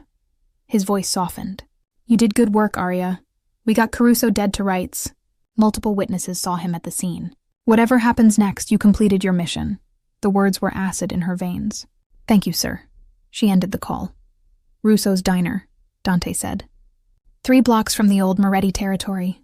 Interesting choice. Trap? Marco asked. Probably, but it's a public place. Busy. He won't risk a firefight with civilians. Dante checked his watch. We have 53 minutes to plan. Valentina, get eyes on the diner. I want to know exits, camera blind spots, federal presence. On it. She disappeared into the night. Marco moved to the weapons cache. You'll need more than a sidearm for this. While Marco prepped equipment, Dante pulled Arya aside. His hand cupped her face with unexpected gentleness. This is the point where you could run, he said quietly. Walk into that diner, tell Webb everything. Trade me for witness protection and a new life. I know. So why aren't you? Arya covered his hand with hers. Because somewhere between the restaurant and here, between the lies and the truth, I stopped being FBI agent Arya Blackwell. I don't know what I am now, but I know I'm not walking away from you. Even though I'm a monster. Even though. She pulled his hand to her lips, kissing his palm. Maybe I'm a monster too now. Maybe we're both too broken for redemption. But if we're going down together. Dante's eyes blazed with something fierce and possessive. He kissed her, hard, claiming, desperate. A kiss that tasted like blood oaths and burning bridges. When they broke apart, he pressed his forehead to hers. After tonight, there's no going back. You understand that? I understand. The FBI will hunt you. Your father will disown you. You'll be as wanted as I am. I know. And I still might not survive tomorrow's sit-down with the families. Then we'd better make sure you do. Arya smiled, broken and beautiful, because I didn't betray everything I believe in just to watch you die. Valentina returned with tactical maps and photos. Diner's busy. No obvious federal presence, but there are 3 vehicles within visual range that could be surveillance. Webb's backup, Dante said. He's not taking chances. They spent 40 minutes planning, approach vectors, extraction routes, communication protocols. By the time they finished, Arya had been transformed. Wire hidden in her bra, tracking device in her shoe, a backup knife strapped to her thigh. Remember, Dante said as they prepared to move. You walk in. You sit with Webb. You get him talking about the operation while we record everything. When he mentions other families, other agents, other operations, that's when we move. And if he doesn't talk, then we take him anyway and make him talk. Dante's smile was razor sharp. I can be very persuasive. They moved out into the night, predators hunting the hunters. The diner glowed like a beacon on Webster Avenue. Through the windows, Arya could see booths full of late-night diners, waitresses with tired smiles, normality that felt like a foreign country. Agent Webb sat in a back booth, nursing coffee. He wore civilian clothes, but his posture screamed fed, alert, watchful, ready. I see him, Arya said into the wire. We're in position. Dante's voice crackled in her hidden earpiece. You're covered. The second things go wrong, we move. Arya took a breath and walked into the diner. Webb looked up as she approached. Relief flooded his face. Nightingale. Thank God. She slid into the booth across from him. Thank you for coming. Of course. He slid a menu toward her. Order something. We have time, a waitress appeared. Arya ordered coffee she wouldn't drink. When they were alone again, Webb leaned forward. Tell me everything. So she did. A version of the truth salted with lies. How Dante had discovered her identity. How she'd barely escaped during the ambush. How she'd been running ever since. And Caruso? Webb asked. Where is he now? I don't know. We got separated in the chaos. Webb studied her with unsettling intensity. Arya, I'm going to ask you something, and I need you to be honest. Did you compromise yourself? Her heart stopped. What? Our surveillance caught intimate moments between you and Caruso. Standard protocol says we should pull you, debrief you, possibly charge you with obstruction. It was part of the operation, Arya said, the lie smooth. I did what I had to do to maintain cover. That's what I told my superiors. Webb's expression hardened. But between us, I don't think you're lying to Caruso. I think you're lying to me. Arya's hand moved toward the knife on her thigh. Webb's hand was faster, producing a pistol from under the table. Don't. Around the diner, 3 other civilians stood, all armed, all federal agents. I'm sorry, Arya, Webb said quietly, but you're under arrest for obstruction of justice, conspiracy, and aiding a known fugitive. The trap had been for her all along. Chapter 8. Breaking point time crystallized into razor-sharp focus. Arya's mind calculated angles, distances, probabilities. 4 agents, 17 civilians. Dante and his team outside, unaware the situation had flipped. Hands on the table, Webb ordered. Slowly. Arya complied, fingers spreading on the cheap formica. You're making a mistake. The only mistake was trusting you. Webb's disappointment was genuine. You were one of our best, but you fell for the target. Oldest story in the book. He's not what you think. He's a murderer, Arya. A criminal who's destroyed countless lives. And you've been helping him. Webb gestured to one of the agents. Cuff her. The agent approached from behind. That's when the lights went out. Every bulb in the diner exploded simultaneously. Dante's doing. Darkness crashed down like a hammer. Screams erupted. Arya moved on instinct, sweeping her arm across the table, feeling the gun's barrel, shoving it aside as Webb fired. The bullet went wide, shattering a window. Arya rolled from the booth, pulling the knife from her thigh. Someone grabbed her, federal agent, muscle and training. She twisted, blade flashing, catching fabric but not flesh. He cursed, grip loosening. Target is mobile, Webb's voice. Lights! We need lights! Flashlights carved the darkness. Arya ducked behind the counter as bullets punched through cheap wood. The waitresses screamed, civilians dropping to the floor. Then the front window exploded inward. Dante came through like violence incarnate, suppressed pistol already firing. 2 agents went down, non-lethal shots to shoulders and legs, precise even in chaos. Behind him, Marco and Valentina provided cover. "Arya!" Dante's voice cut through the madness. "Here!" She rose from behind the counter. He was there in seconds, pulling her toward the shattered window. More gunfire, Webb and his remaining agents returning fire. Dante shielded Arya with his body, taking her through the window frame, even as glass bit into exposed skin. They hit the sidewalk running. The getaway car, a stolen taxi, waited with engine running. They piled in, Valentina at the wheel. She punched it, tires screaming as federal agents poured from the diner. "How bad?" Dante asked, checking Arya for injuries. "I'm fine. You're bleeding." She touched his shoulder where glass had sliced through his jacket. "Flesh wound." He grabbed the radio. "Marco, status. Clear. 2 blocks behind you. We're good." But they weren't good. Sirens wailed from every direction. Helicopters appeared overhead. Federal response, massive and coordinated. "They knew," Arya said, realization dawning. Webb suspected from the start. This wasn't extraction. It was capture. "Your handler's smarter than I gave him credit for." Dante checked his weapon, reloading with smooth efficiency. "But not smart enough. We got what we needed." He tapped his phone. The recording. Webb mentioned operations against all 5 families. Surveillance on multiple organizations. He gave us enough to prove the FBI's been playing everyone. "Will it be enough?" Valentina asked, weaving through traffic. "It'll have to be." Dante's expression was grim. "Because in 18 hours I'm walking into a sit-down with men who want me dead, and this recording is the only thing keeping me alive." They switched vehicles 3 times, finally reaching a warehouse in Red Hook. Abandoned, forgotten, perfect. Inside, Dante's remaining men waited. 6 soldiers, loyal and lethal. Luca approached. "Boss, Moretti's been making moves. He's promised the other families that if they support him tomorrow, he'll give them your territory." "Of course he has." Dante moved to a makeshift command center. Laptops, phones, tactical maps. "And what are the families saying?" "They're listening. The ambush tonight made us look weak, vulnerable." Luca's expression was apologetic. "Boss, some of our own soldiers are questioning whether you can still lead." The words hung like an execution sentence. Arya watched Dante process this. His empire crumbling. His authority challenged, his life measured in hours, but his expression never wavered. "Then tomorrow, I remind them why my father chose me," he said quietly.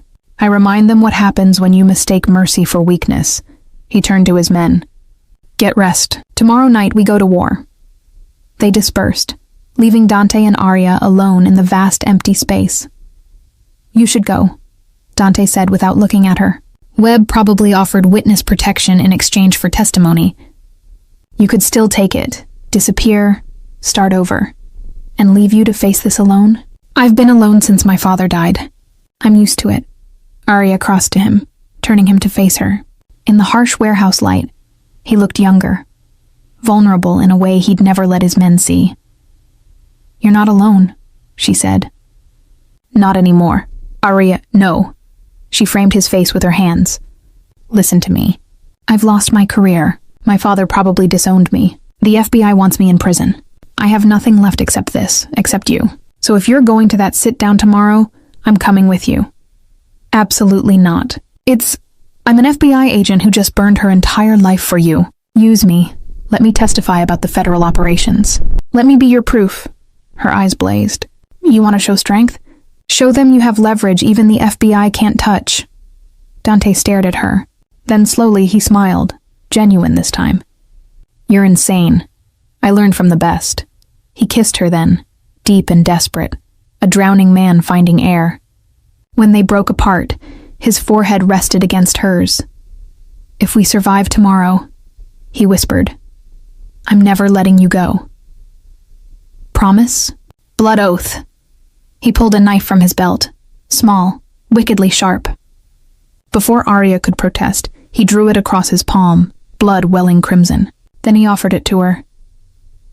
"In my world," he said softly, "blood is the only currency that matters. Share mine and your family, forever, no matter what." Arya took the knife, drew it across her own palm, the sting sharp and clarifying. She pressed her hand to his. "Blood mingling, forever," she repeated. They stood like that, bound by blood and madness, while outside the FBI hunted them, and tomorrow promised death or glory. Later, in a corner of the warehouse with blankets salvaged from a storage room, they made love with quiet intensity. No words needed, everything communicated through touch and breath, and the desperate language of bodies that knew this might be the last time. Afterward, Arya lay in Dante's arms, listening to his heartbeat. "Tell me about your father," she said. "The one who built this empire." Dante was quiet for so long she thought he wouldn't answer. "Then he was a monster, brilliant, ruthless, absolutely unforgiving. But he loved my mother, really loved her. She was the only softness he ever showed."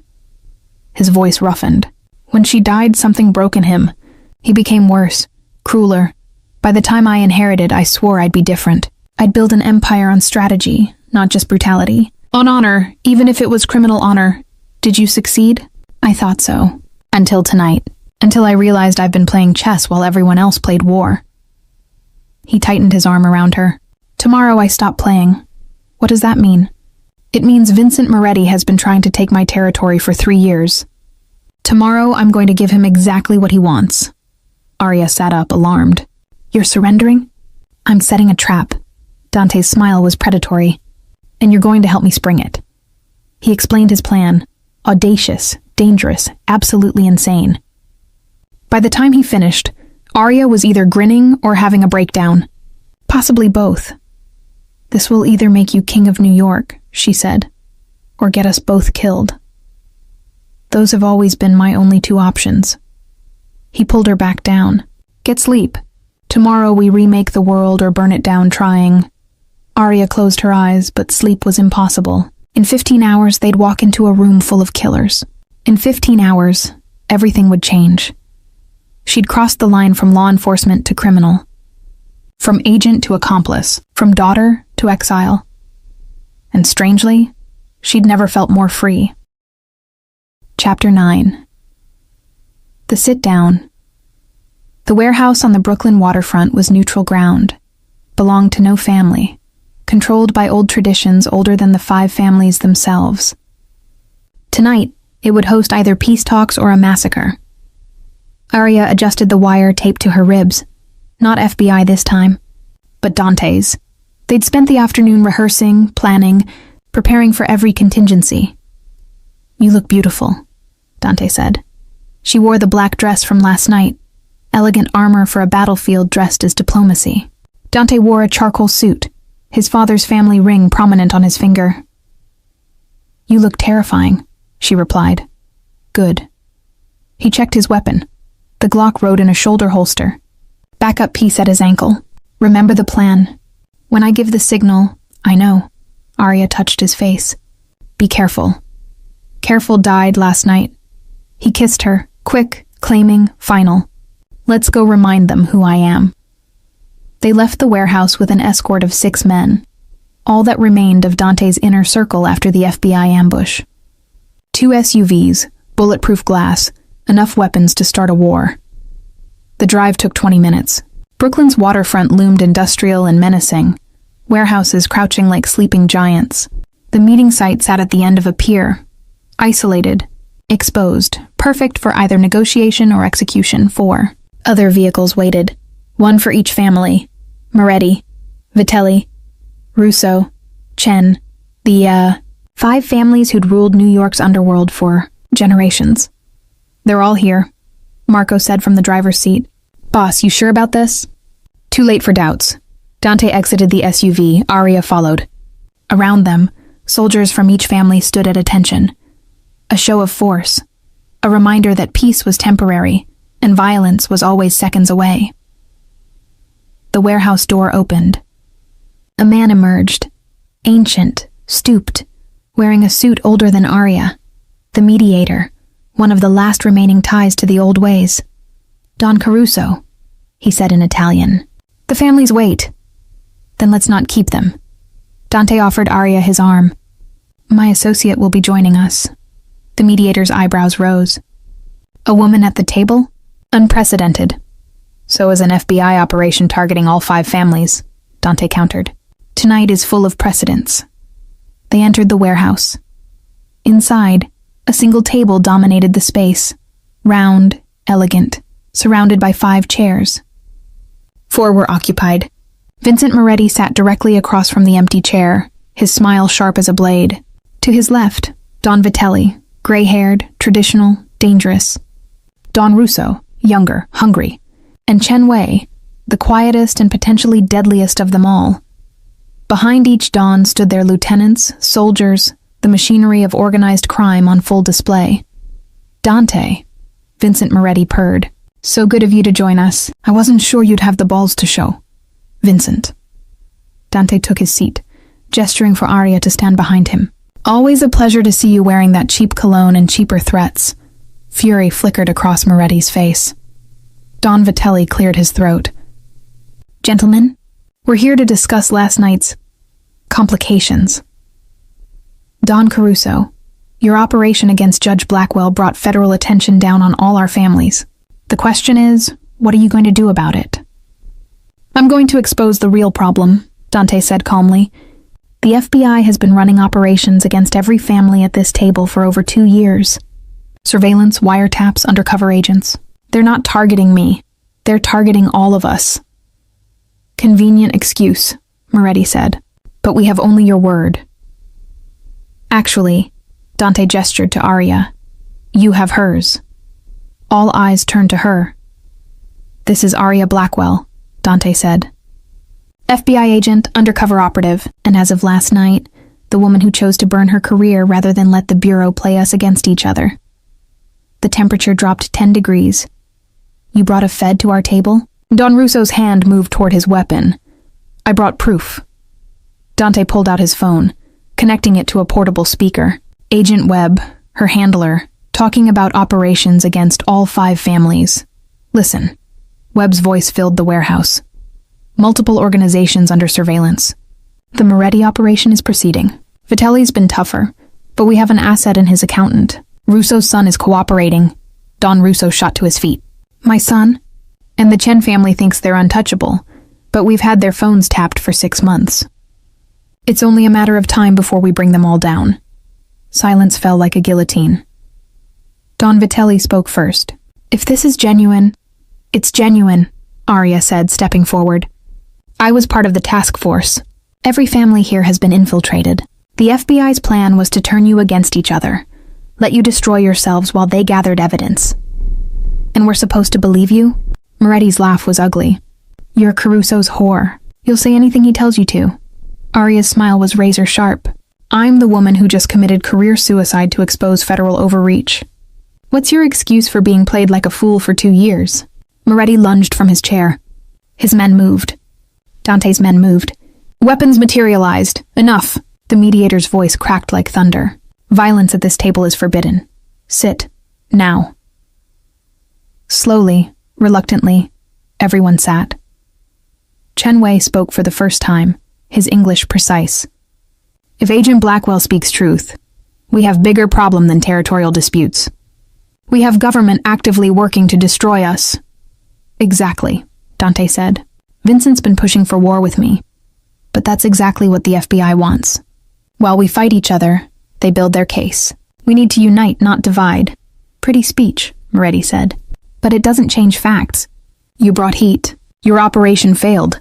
You made us all look weak. My operation failed because the FBI set a trap, just like they've set traps for all of you. Dante leaned forward. But I have something you don't. A former FBI agent willing to testify about their methods, willing to expose their operations in court, willing to give us leverage. Don Vitelli's eyes narrowed. What do you propose? We pool resources, share intelligence, root out the FBI's plants, and we use Arya as our weapon. She testifies, exposes the task force's illegal surveillance, gets their cases thrown out on technicalities. In exchange for what? Moretti demanded. Your territory remains untouched? Your authority unchallenged? In exchange for survival. Dante's voice went cold. Because if we don't work together, the FBI will pick us off one by one. And then Vincent. You'll have no territory to claim because it'll all belong to the federal government. The truth of it settled over the table. Chen Wei nodded slowly. Don Caruso makes sense. We fight external threat first, internal disputes after. Agreed, Don Vitelli said. Don Russo hesitated, then, my son's cooperation. Can you stop it? If he's already talking, no, Arya said. But I can tell you what he's told them, give you time to mitigate damage. Then I'm in. 4 against 1. All eyes turned to Vincent Moretti. His face was stone, but rage simmered beneath. This is coward's play, hiding behind a woman's skirts because you're too weak to fight. Call it what you want, Dante said softly, but you're outvoted. The question is, do you honor the sit-down, or do you prove you value your pride over the family's survival? Checkmate, Moretti knew it. Defying the other 3 Dons meant isolation, vulnerability, but accepting meant acknowledging Dante's victory. Fine, he spat. We unite against the feds. But when this is over, Caruso, you and I aren't finished. I wouldn't expect anything less. Dante stood, offering his hand across the table. Moretti stared at it like it was a viper. Then, with visible effort, he shook. The sit-down concluded with logistics. Secure communication channels, intelligence sharing, plans to root out FBI assets. Arya provided names, operation codes, everything she knew. By the time they finished, dawn was breaking over the waterfront. Outside, as they returned to the SUV, Marco let out a breath. Boss, that was insane. Dante finished. Brilliant? Possibly both? I was going to say terrifying. Marco grinned. But effective. You just unified the 5 families. Your father couldn't even do that. They climbed into the vehicle. As they pulled away, Arya leaned against Dante, exhaustion crashing over her. We survived, she whispered. We did better than survive. He kissed her temple. We won. But Arya couldn't shake the feeling that the real battle was just beginning. Chapter 10. Ashes and Empires. 3 days after the sit-down, Dante's empire began to rebuild. Safe houses were fortified. FBI assets were identified and eliminated.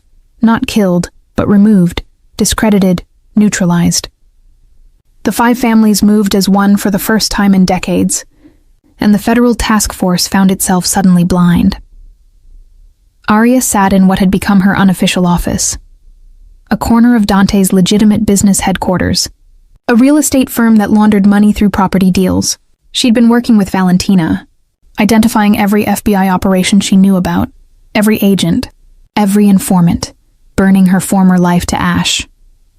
Last one, Valentina said, marking a name off their list. That's every asset you knew about.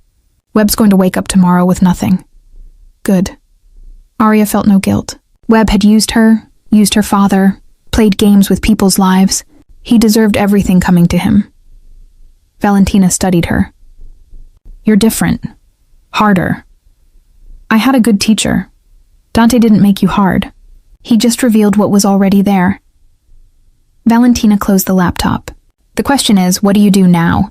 You're not FBI anymore. You're not quite Mafia. You're something in between. I'm his, Arya said simply. Whatever that means. Before Valentina could respond, Marco burst through the door. Boss wants you. Conference room, now. They found Dante surrounded by news footage on multiple screens. Every channel showed the same story. FBI task force under investigation for illegal surveillance. Agent Marcus Webb's face filled one screen, stern and defensive at a press conference. These allegations are baseless. The Bureau's operations were conducted within legal parameters. He's lying, Arya said. Of course he's lying. Dante turned off the sound. But it doesn't matter.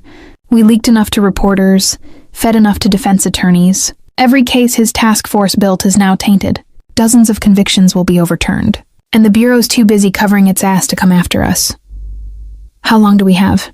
Marco asked. Months, maybe a year before they rebuild. Dante's expression was satisfied. By then we'll have adapted, Evolved. The families are already implementing new security protocols.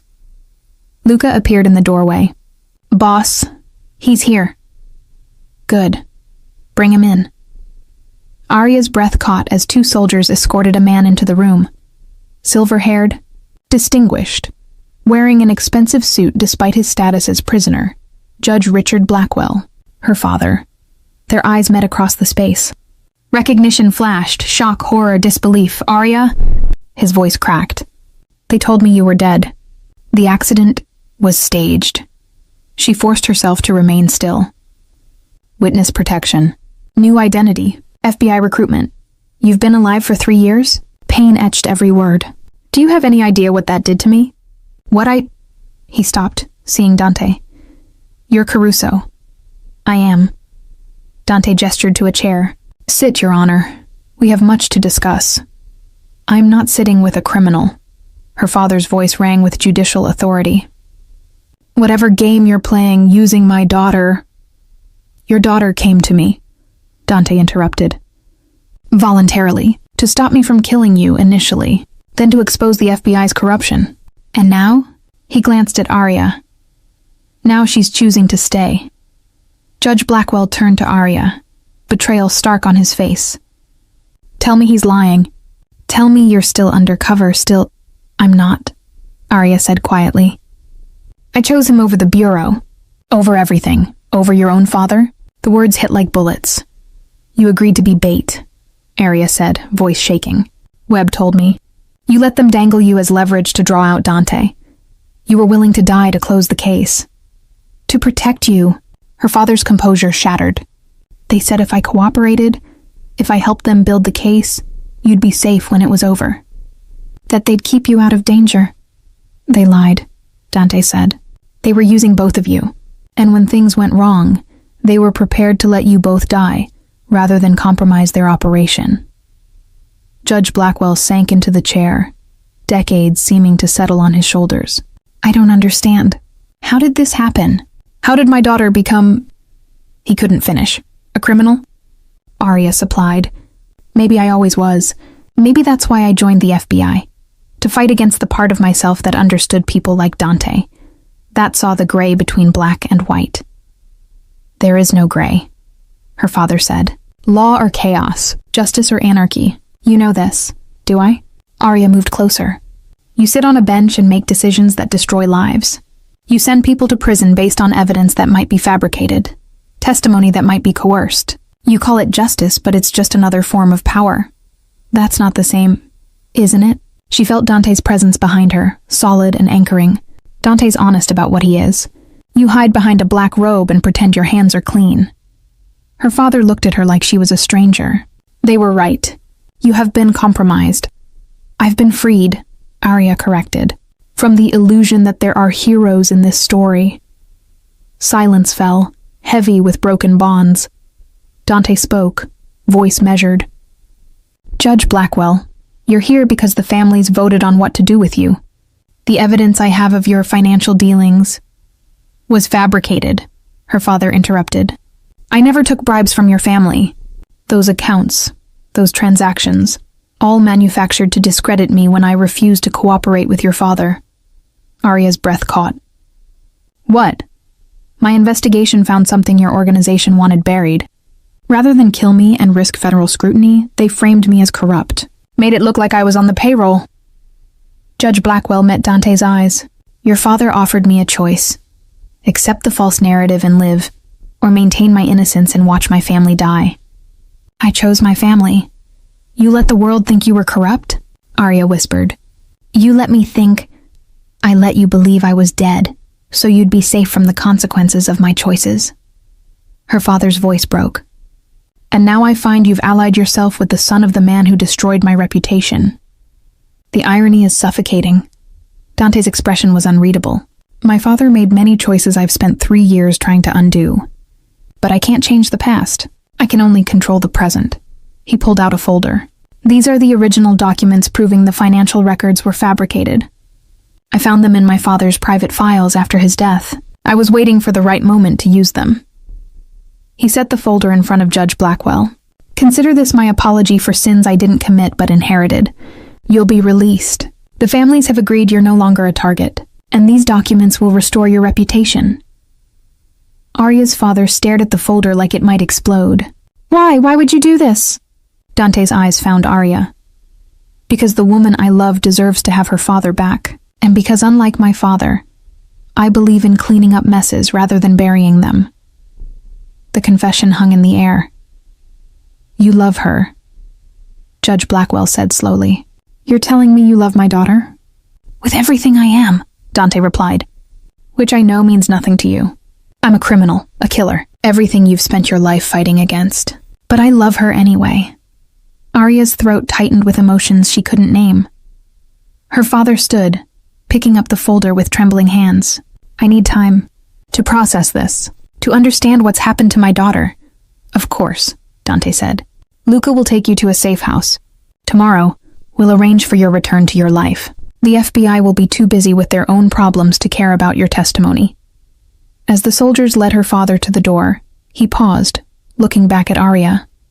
I don't approve. I don't understand. But you're my daughter. That doesn't change, no matter what choices you make. Then he was gone. Arya stood frozen, feeling like she'd been split in two. Dante's arms came around her from behind, steadying her.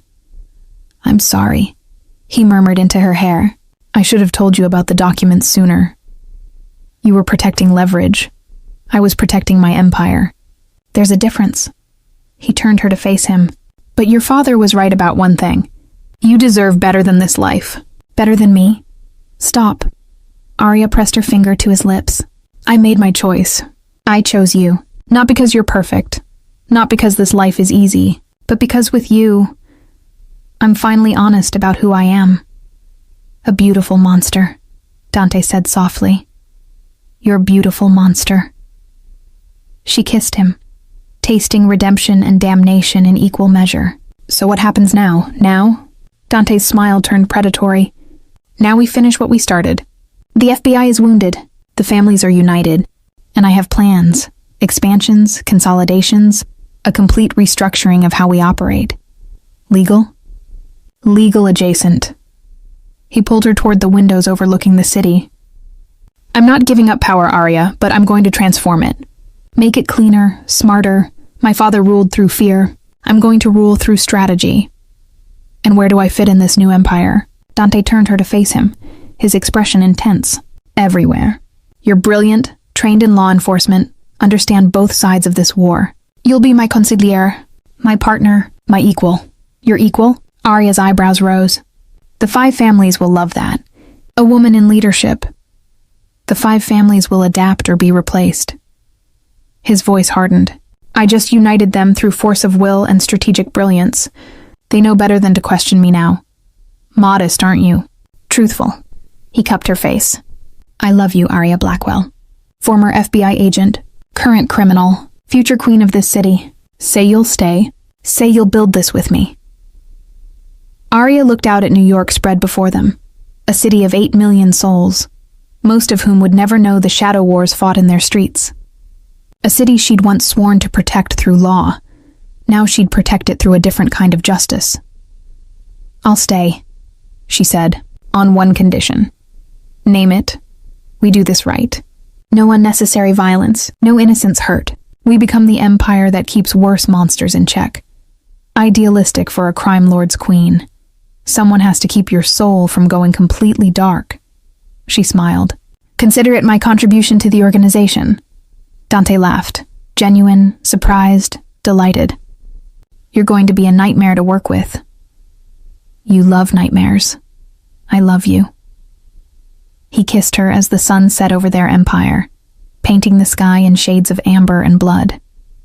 Outside, the city pulsed with life, unaware that in this moment, in this room, 2 broken people had forged something new from the wreckage of their lives.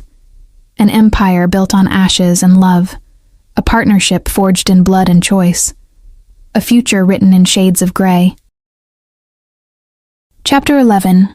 Vows and Vengeance. 6 weeks later, the transformation was undeniable.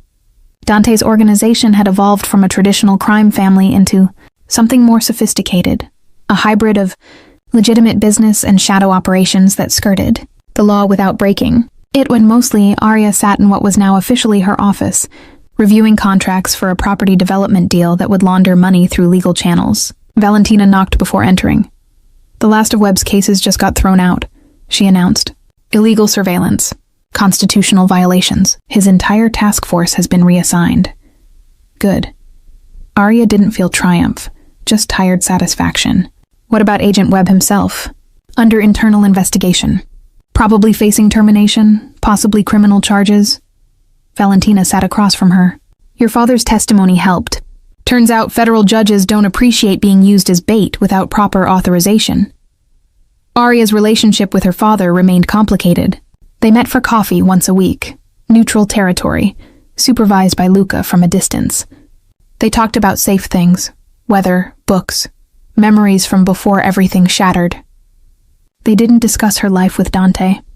Some rifts took time to heal, maybe forever. "There's something else," Valentina said, sliding an envelope across the desk. From Dante. Arya opened it. Inside was a single card with an address and time. "Tonight, 8 p.m. Wear the red dress." "What's this about?" Valentina's smile was mysterious. "You'll see." That evening, Arya found herself being driven to an address in Tribeca, an upscale building with discreet security. Dante waited in the lobby, devastating in a black tuxedo. "You look incredible," he said, offering his arm. "You look suspicious." "What are we doing?" "Something I should have done weeks ago." He led her to the elevator, which required a key card to access the penthouse. When the doors opened, Arya gasped. The entire top floor had been transformed. Candles everywhere, white roses, thousands of them. String lights creating constellations across the ceiling. A string quartet playing softly in the corner. And in the center of the room, all 5 dawns of the New York families. "What is this?" Arya breathed. Dante took her hands. "In my world, marriages aren't just personal. They're political. They're alliances forged and loyalty cemented. I wanted to do this right. The old way, with witnesses and tradition, and the family's blessing." Dante. Arya Blackwell. He dropped to one knee, producing a ring, an antique emerald surrounded by diamonds, stunning and timeless.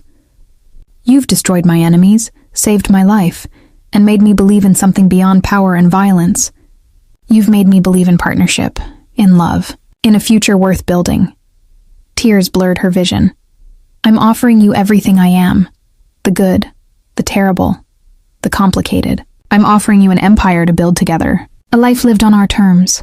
His voice roughened with emotion. "Marry me. Be my wife, my partner, my equal. Help me transform this world into something we can be proud of." Arya looked around the room. At Valentina wiping her eyes. At Marco grinning. At 5 crime lords who'd put aside their own agendas to witness this moment. At Dante on his knee before her, vulnerable in a way she knew he showed no one else. "Yes," she whispered. "Yes, I'll marry you." He slid the ring onto her finger. Perfect fit, like it had been made for her. Like everything in this impossible love story, it shouldn't work, but somehow did. Dante stood, cupping her face. "I love you. Every broken, brilliant, dangerous piece of you. I love you. Every dark, complicated, impossible piece of you." They kissed while the families applauded. A crime boss and a former FBI agent, sealing their alliance with love instead of bloodshed. The evening became a celebration. Don Vitelli produced champagne older than Arya. Chen Wei offered traditional Chinese blessings. Even Vincent Moretti grudgingly congratulated them, though his eyes promised their rivalry wasn't forgotten. Hours later, alone in what would become their penthouse, Dante and Arya stood by the floor-to-ceiling windows overlooking the city. "We're getting married," Arya said, still dazed. "I'm marrying a crime lord." "You're marrying a man who happens to run a sophisticated business organization of questionable legality," Dante corrected. "There's a difference, is there?" "No," he grinned. "But it sounds better." She laughed, the sound free and genuine. "My father is going to lose his mind." "Actually," Dante pulled out his phone. "I may have invited him. Tomorrow, for dinner. Just the three of us. Arya's jaw dropped. You didn't. I did. I figured if we're doing this, we do it right. I ask for his blessing, which he'll refuse, and then we get married anyway. But at least we tried. You're insane. You love it. I really do. She turned in his arms. What happens next? After the wedding, we consolidate power. We expand legitimate operations. We transform the families from crime organizations into business empires. His expression turned serious. And we protect each other, always, no matter what comes. What about enemies? Moretti's not the only one who resents your success. Let them resent. Let them plot. We've survived the FBI, united the families, and forged something they can't touch. He kissed her forehead. Besides, I have something they don't. What's that? You. His smile was pure possession. The brilliant, dangerous woman who chose me over everything. That's the most powerful weapon in my arsenal. They made love that night with the city spread below them, a promise sealed in passion and choice. And when Arya finally slept in Dante's arms, she dreamed not of the life she'd left behind, but of the empire they'd build together. The next evening, Judge Richard Blackwell arrived at the penthouse with visible reluctance. Dinner was tense, polite conversation over Italian food neither man ate. Finally, Dante set down his fork. Judge Blackwell, I'm going to marry your daughter, with or without your blessing, but I'd prefer with. Her father's expression was stone. You're asking me to approve of my daughter marrying a criminal. I'm asking you to accept that your daughter is happy, that she's chosen this life freely, that she's building something meaningful. Dante met his eyes, and I'm promising you, on my father's grave, on everything I value, that I will protect her with my life, that I will honor her, that I will never give her reason to regret choosing me. Pretty words from a man who kills for a living. I've killed to protect what's mine. I've killed to maintain order. I've killed because in my world, hesitation means death. Dante's voice hardened. But I've never killed innocents. Never harmed civilians. Never crossed lines that can't be uncrossed. Can you say the same? Can you honestly tell me every verdict you've handed down was just every sentence fair? Judge Blackwell flinched. We're not so different, Your Honor. We both make impossible choices. We both wield power over lives. The only difference is you wear a robe and I wear a suit. Silence stretched. Then Arya's father turned to her. Are you truly happy? Truly choosing this? I am, she said quietly. He's not what I expected. This life isn't what I planned, but it's real. It's honest, and for the first time since witness protection, since losing our family, since becoming someone else, I feel like myself. Her father studied her for a long moment. Then slowly he extended his hand to Dante. I don't approve. I don't understand, but she's made her choice, and I respect her too much to stand in the way. Dante shook his hand. That's all I ask. One condition, Judge Blackwell added. You hurt her, and I'll use every legal resource at my disposal to destroy you. Federal judge or not, I will make you pay. I wouldn't expect anything less. Dante's smile was genuine. But you won't need to. She's the most valuable thing in my world. I'd burn the city down before I'd let anyone hurt her, including myself, his eyes promised. After her father left, Arya collapsed into Dante's arms. That was the most terrifying dinner of my life. You've been shot at, kidnapped, and hunted by the FBI. That was just talking. Exactly. Talking is worse. They laughed, the tension breaking, and in that moment, surrounded by the trappings of their impossible life, they were just two people who'd found each other in the darkness and decided to build something beautiful from the wreckage. The wedding was planned for 2 weeks later. Small, private, perfect, their empire awaited. Chapter 12. Forever in the Shadows 9 months later. The Hampton estate sparkled under August sun, elegant without ostentation, a private ceremony for a very public union. 50 guests filled white chairs on the lawn, the 5 families with their lieutenants, Arya's father in the front row beside an empty chair that represented her late mother, and Valentina as maid of honor. Arya stood in the bridal suite, staring at her reflection. The wedding dress was elegant lace and silk, modest by celebrity standards, breathtaking by any measure. Her grandmother's rosary wrapped around the bouquet of white roses. "You're radiant," Valentina said, adjusting the veil. "Are you nervous?" "Terrified," Arya admitted. "I'm marrying a crime lord in front of the city's most dangerous men. I'm allowed to be nervous." "You've faced worse odds, and won." "Have I? Or have I just survived long enough to see what happens next?" A knock interrupted them. Marco poked his head in. 5 minutes. The groom is losing his mind waiting. After he left, Valentina turned serious. "Last chance. You can still run. I'll help you disappear if that's what you want." Arya met her eyes in the mirror. "And go. Where? Back to the FBI? Into witness protection again? I've run enough. Time to stand and build. Then let's get you married." The ceremony was traditional Italian. Full Catholic Mass, blessing from a priest who'd baptized Dante and probably several other Mafia dons. When Arya walked down the aisle on her father's arm, she saw only Dante. He stood at the altar in a custom tuxedo, his expression unguarded. Love, awe, possessive pride all visible.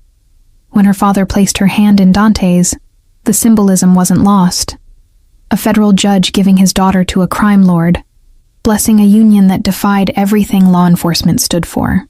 "You break her heart," Judge Blackwell whispered to Dante. "And I'll spend my life ensuring you pay." "Understood, Your Honor." The Mass proceeded in Latin and Italian, ancient words binding modern souls. When the priest finally said, "You may kiss your bride," Dante pulled Arya close with reverent hunger. "Mine," he whispered against her lips. "Forever."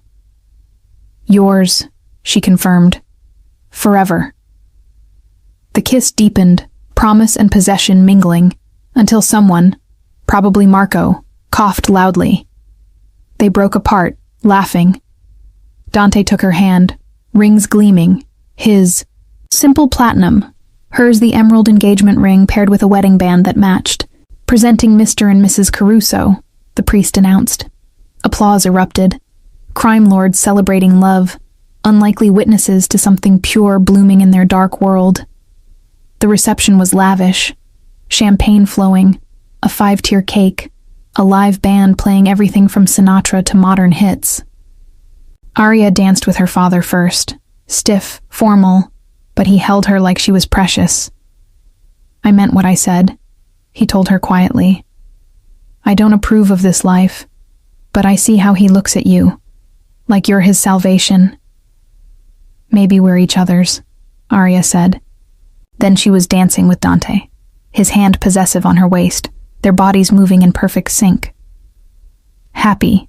he asked, deliriously. "Good." He spun her expertly. "Because I have a surprise." "Another one? The estate wasn't enough?" "The estate is just a house." His eyes gleamed.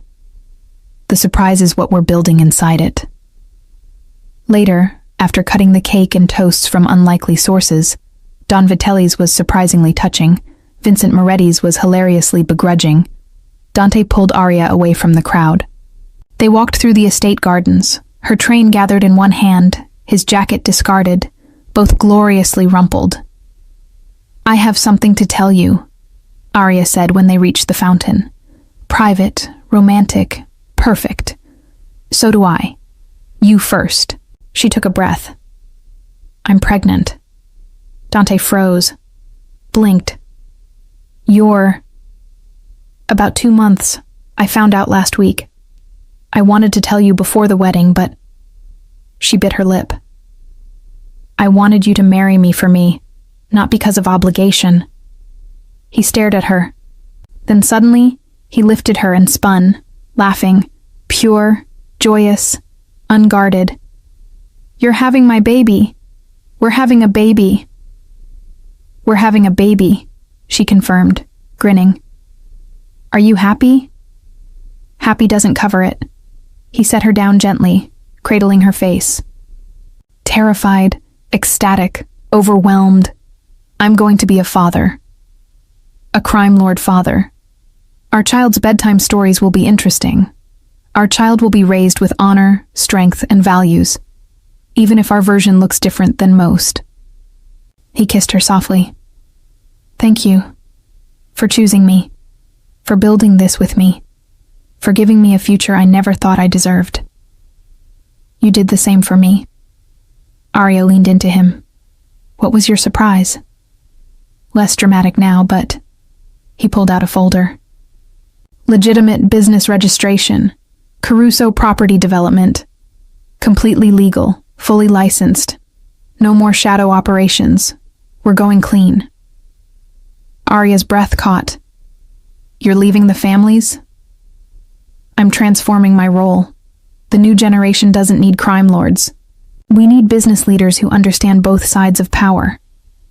His expression turned serious. I'm not becoming a saint, Arya, but I'm building an empire our child can inherit without shame. One that protects our family without destroying others. She searched for words. That's everything. You're everything. He pulled her close. You walked into my restaurant, insulted me in perfect Italian, and turned my entire world upside down. Best thing that ever happened to me. They kissed as the sun set over their estate, their empire, their future. Two people who'd found love in impossible circumstances and forged something unbreakable from it. Inside, the reception continued. Crime lords toasted a new era. Valentina managed logistics with terrifying efficiency. Marco made increasingly inappropriate speeches. Judge Blackwell sat with Chen Wei, two men from opposite worlds finding common ground in their care for Arya. This was family now. Chosen, complicated, dangerous, real. Hours later, alone in their suite, Dante and Arya stood by the window overlooking the grounds. Guests lingered below, celebrating the union of law and crime, darkness and light. What happens tomorrow? Arya asked, wrapped in his arms. Tomorrow, we start building our empire.